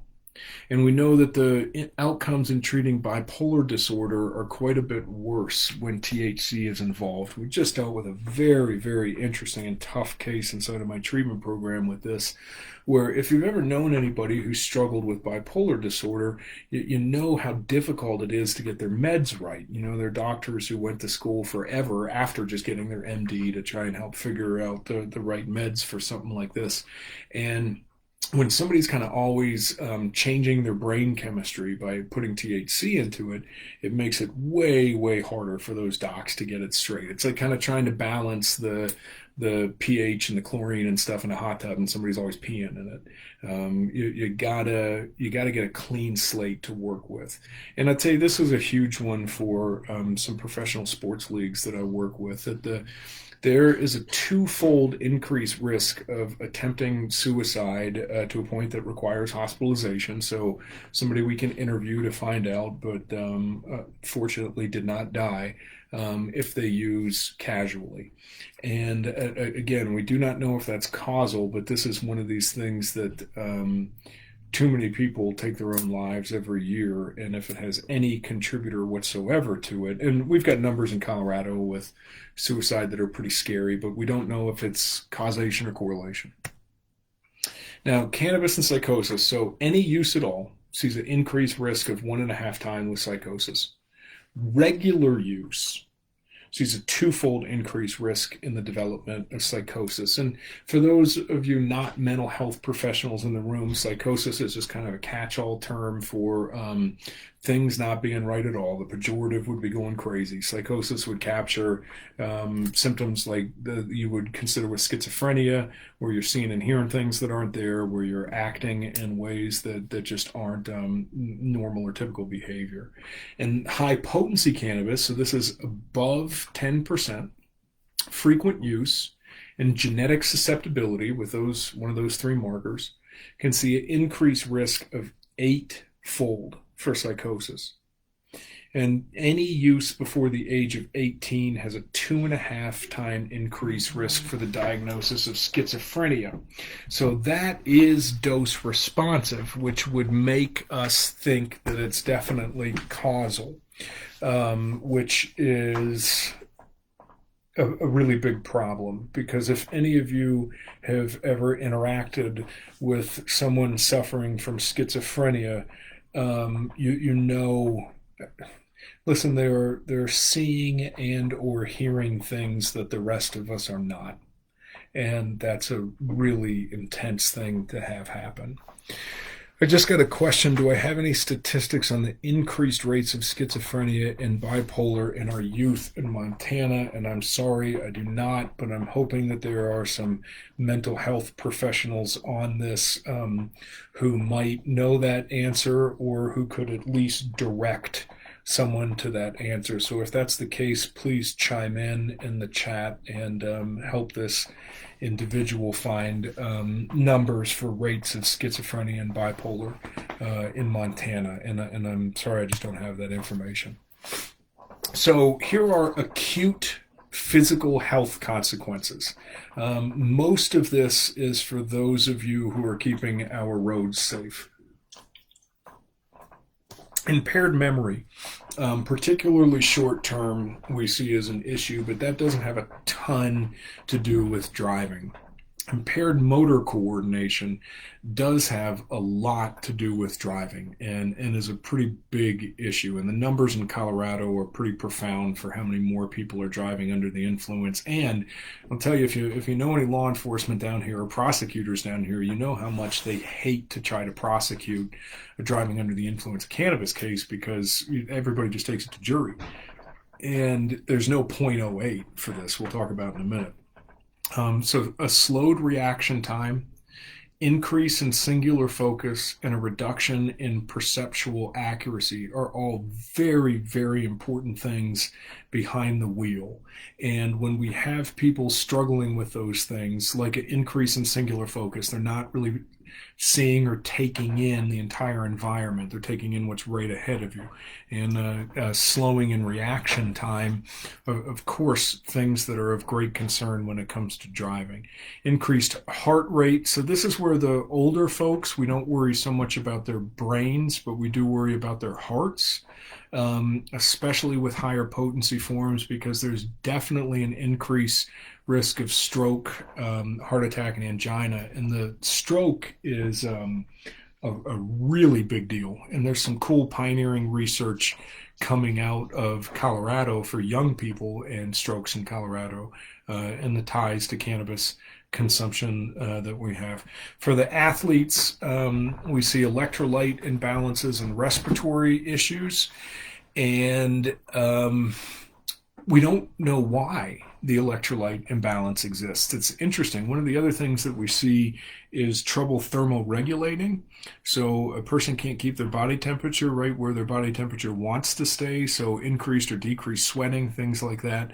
And again, we just don't really know why. And some of these are so new. That it's going to be a couple of years until we figure that out. It probably has something to do with your skin being the largest organ in your body and the cannabidiol receptors that you have throughout your entire body, but we're just not sure. So those are acute physical health consequences. And here are physical health consequences of chronic use. So we can document and show changes in the physical structure of the brain. So if you see like where parts of the brain light up in the MRIs and stuff, you can learn a lot, or I guess the CT scans. One of the things that's really concerning that we saw first in mice and now have been able to document inside of humans is an actual shrinking of the frontal lobe with frequent consumption of high potency, which is a pretty big deal. And in a time when our immune systems are pretty important to consider with this pandemic, it absolutely leads to a decrease in your overall immune system. We have found in about the last 6 years a study out of some, I don't know, Eastern Bloc country that was really good. I can't remember which stan it was yet, but we have found that THC actually really likes to live inside of the pituitary gland and takes quite some time to get out of there. So it is a pretty major contributing factor to reduction in weight and height in adolescence. And this is one that I've actually found gets through to guys quite a bit. The more you smoke, the higher your rates of testicular cancer are. And trust me, like guys, you say ball cancer to a dude and he's going to perk up and pay some attention. And then another thing is a pretty significant reduction in sperm count. So it's something that is one of the first questions that you can expect to be asked if a couple's having trouble conceiving. We want to find out if the male is consuming regularly. There's so much more we could talk about with that, with in utero as well as with the epigenetics of it all, but we're going to kind of stick to the important stuff right now. So THC is fat soluble, and we have found cases. This was a brilliant researcher by the name of Marilyn Hustis, who's trying to help the world understand this from a traffic perspective. We have found cases where it remains detectable inside of a human body for out to 72 days, which is... I'll talk about the complexities of that in a second. Let me run through this. The method of ingestion can make testing tricky too, because impairment. Okay, so if you smoke, it's only going to be in your blood for well, depending on how much we're measuring and how sensitive the tests are, most of it you're not going to measure outside of about an hour. That's because it leaves your blood and it goes into your fat. And then going into your fat means that it gets up into your brain very quickly. So while you may have lower levels registering inside of your blood, you also may have a much higher level of intoxication because it's made it into your brain. And, you know, your brain feeds off glucose, and the glucose is where it sits into. So at this point, impairment cannot be measured with any test other than a bunch of things that a DRE does. And a DRE is a drug recognition expert, and I'm hoping that we have at least one of them on this call today. If we do, if you wouldn't mind throwing something up on the screen and people could ask you specific questions with it. But basically, it's a bunch of behavioral tests, walking the line and checking pupils and seeing how well you can focus and depth perception and things like that. And the problem here is that the presence of THC doesn't indicate intoxication. So consider this scenario where two people are involved in a workplace accident, or two people get pulled over simultaneously, or whatever it is. Let's go with the workplace accident because it's easier. They both get tested. They both come back positive above the thresholds for THC that's being measured inside of that exam. One person consumed on Friday night when they got home from work, and the other person consumed as they were walking into the building. They vaped and hit a gummy. And so one of them was very intoxicated when this took place, and the other one was not at all intoxicated when it took place. However, they're each popping hot for the same test. So that's a really big deal, and one that should give a lot of us pause. Marilyn, again, Marilyn Hustis, who's kind of one of the world's leading researchers on this, told me that in all likelihood, I will not see a definitive test for THC impairment other than behavioral by DREs in my lifetime. And you hear this stuff all the time. People are like, well, we're rolling it out. We've got a test. We're almost there. We're almost there. There are just too many factors. Another interesting one is that, so the way that Colorado has decided to do it is that 5 nanograms per milliliter of THC inside of your blood is considered intoxicated. However, it's not the same as a 0.08. You can contest it.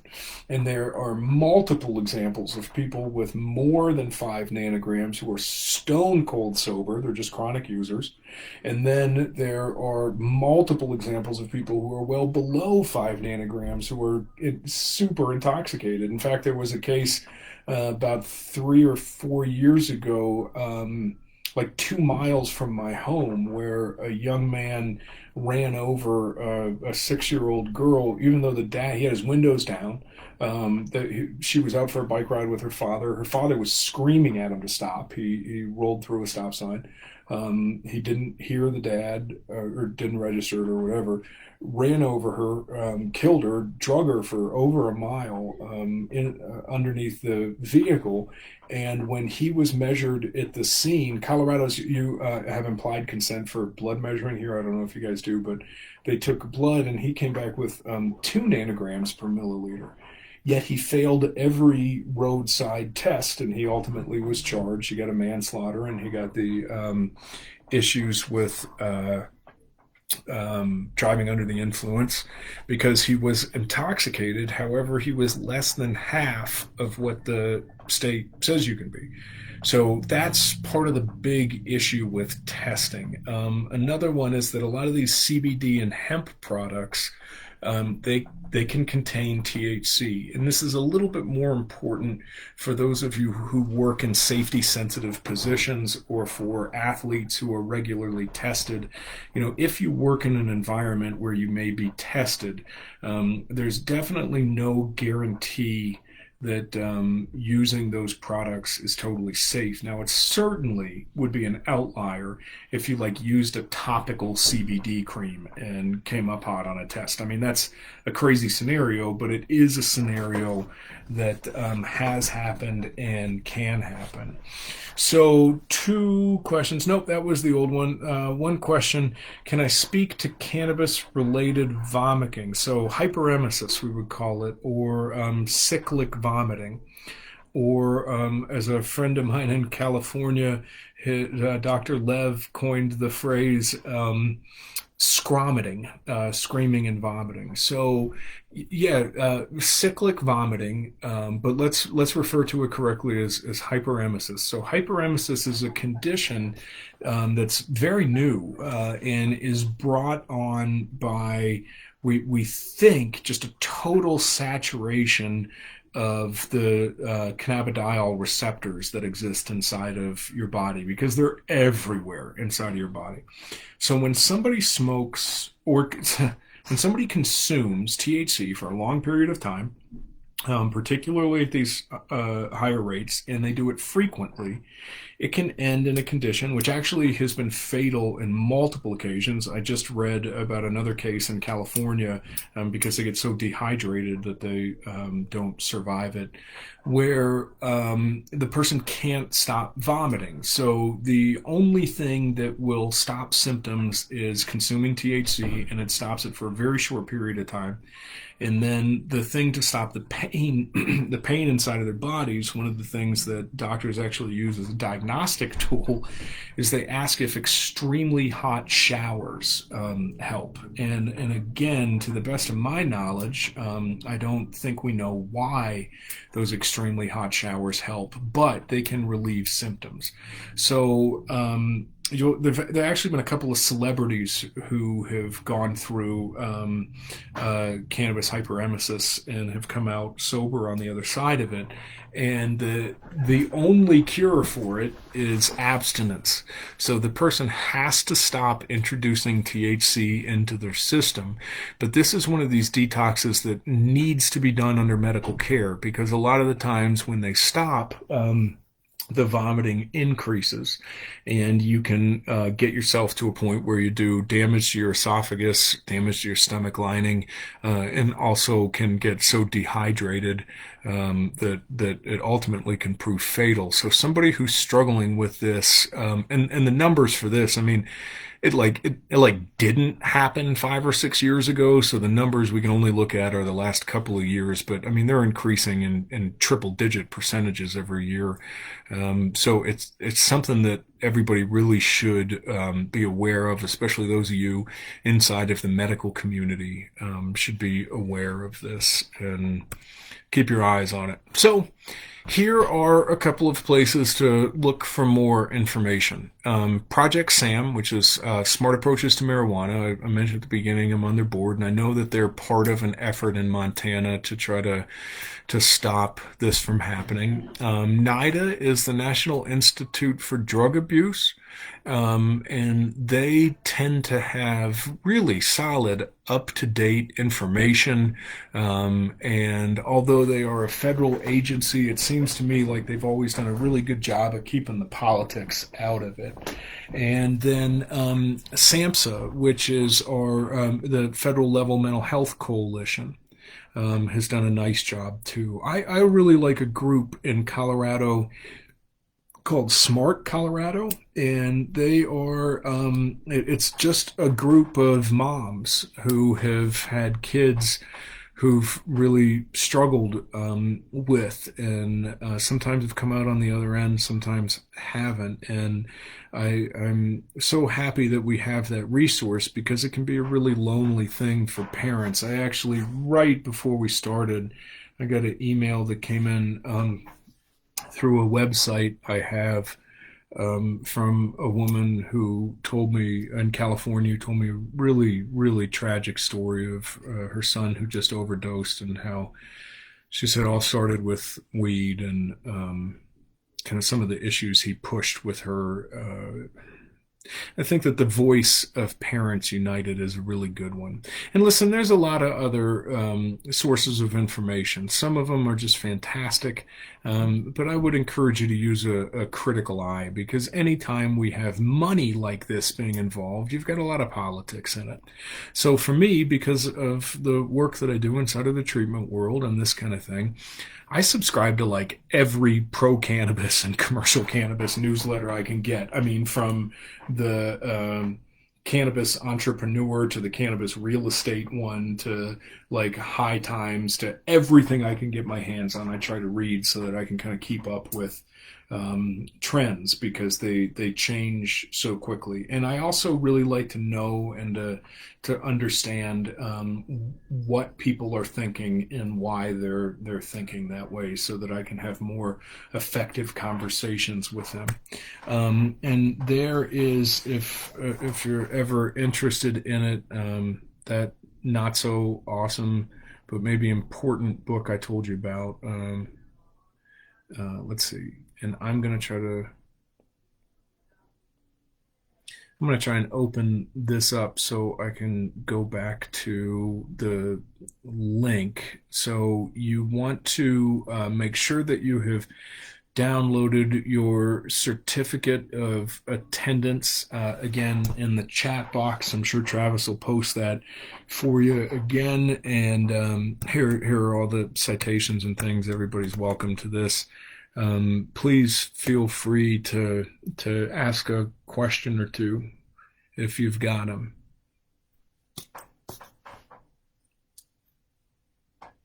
If not, I'm going to go get frustrated chasing elk around the woods with my bow.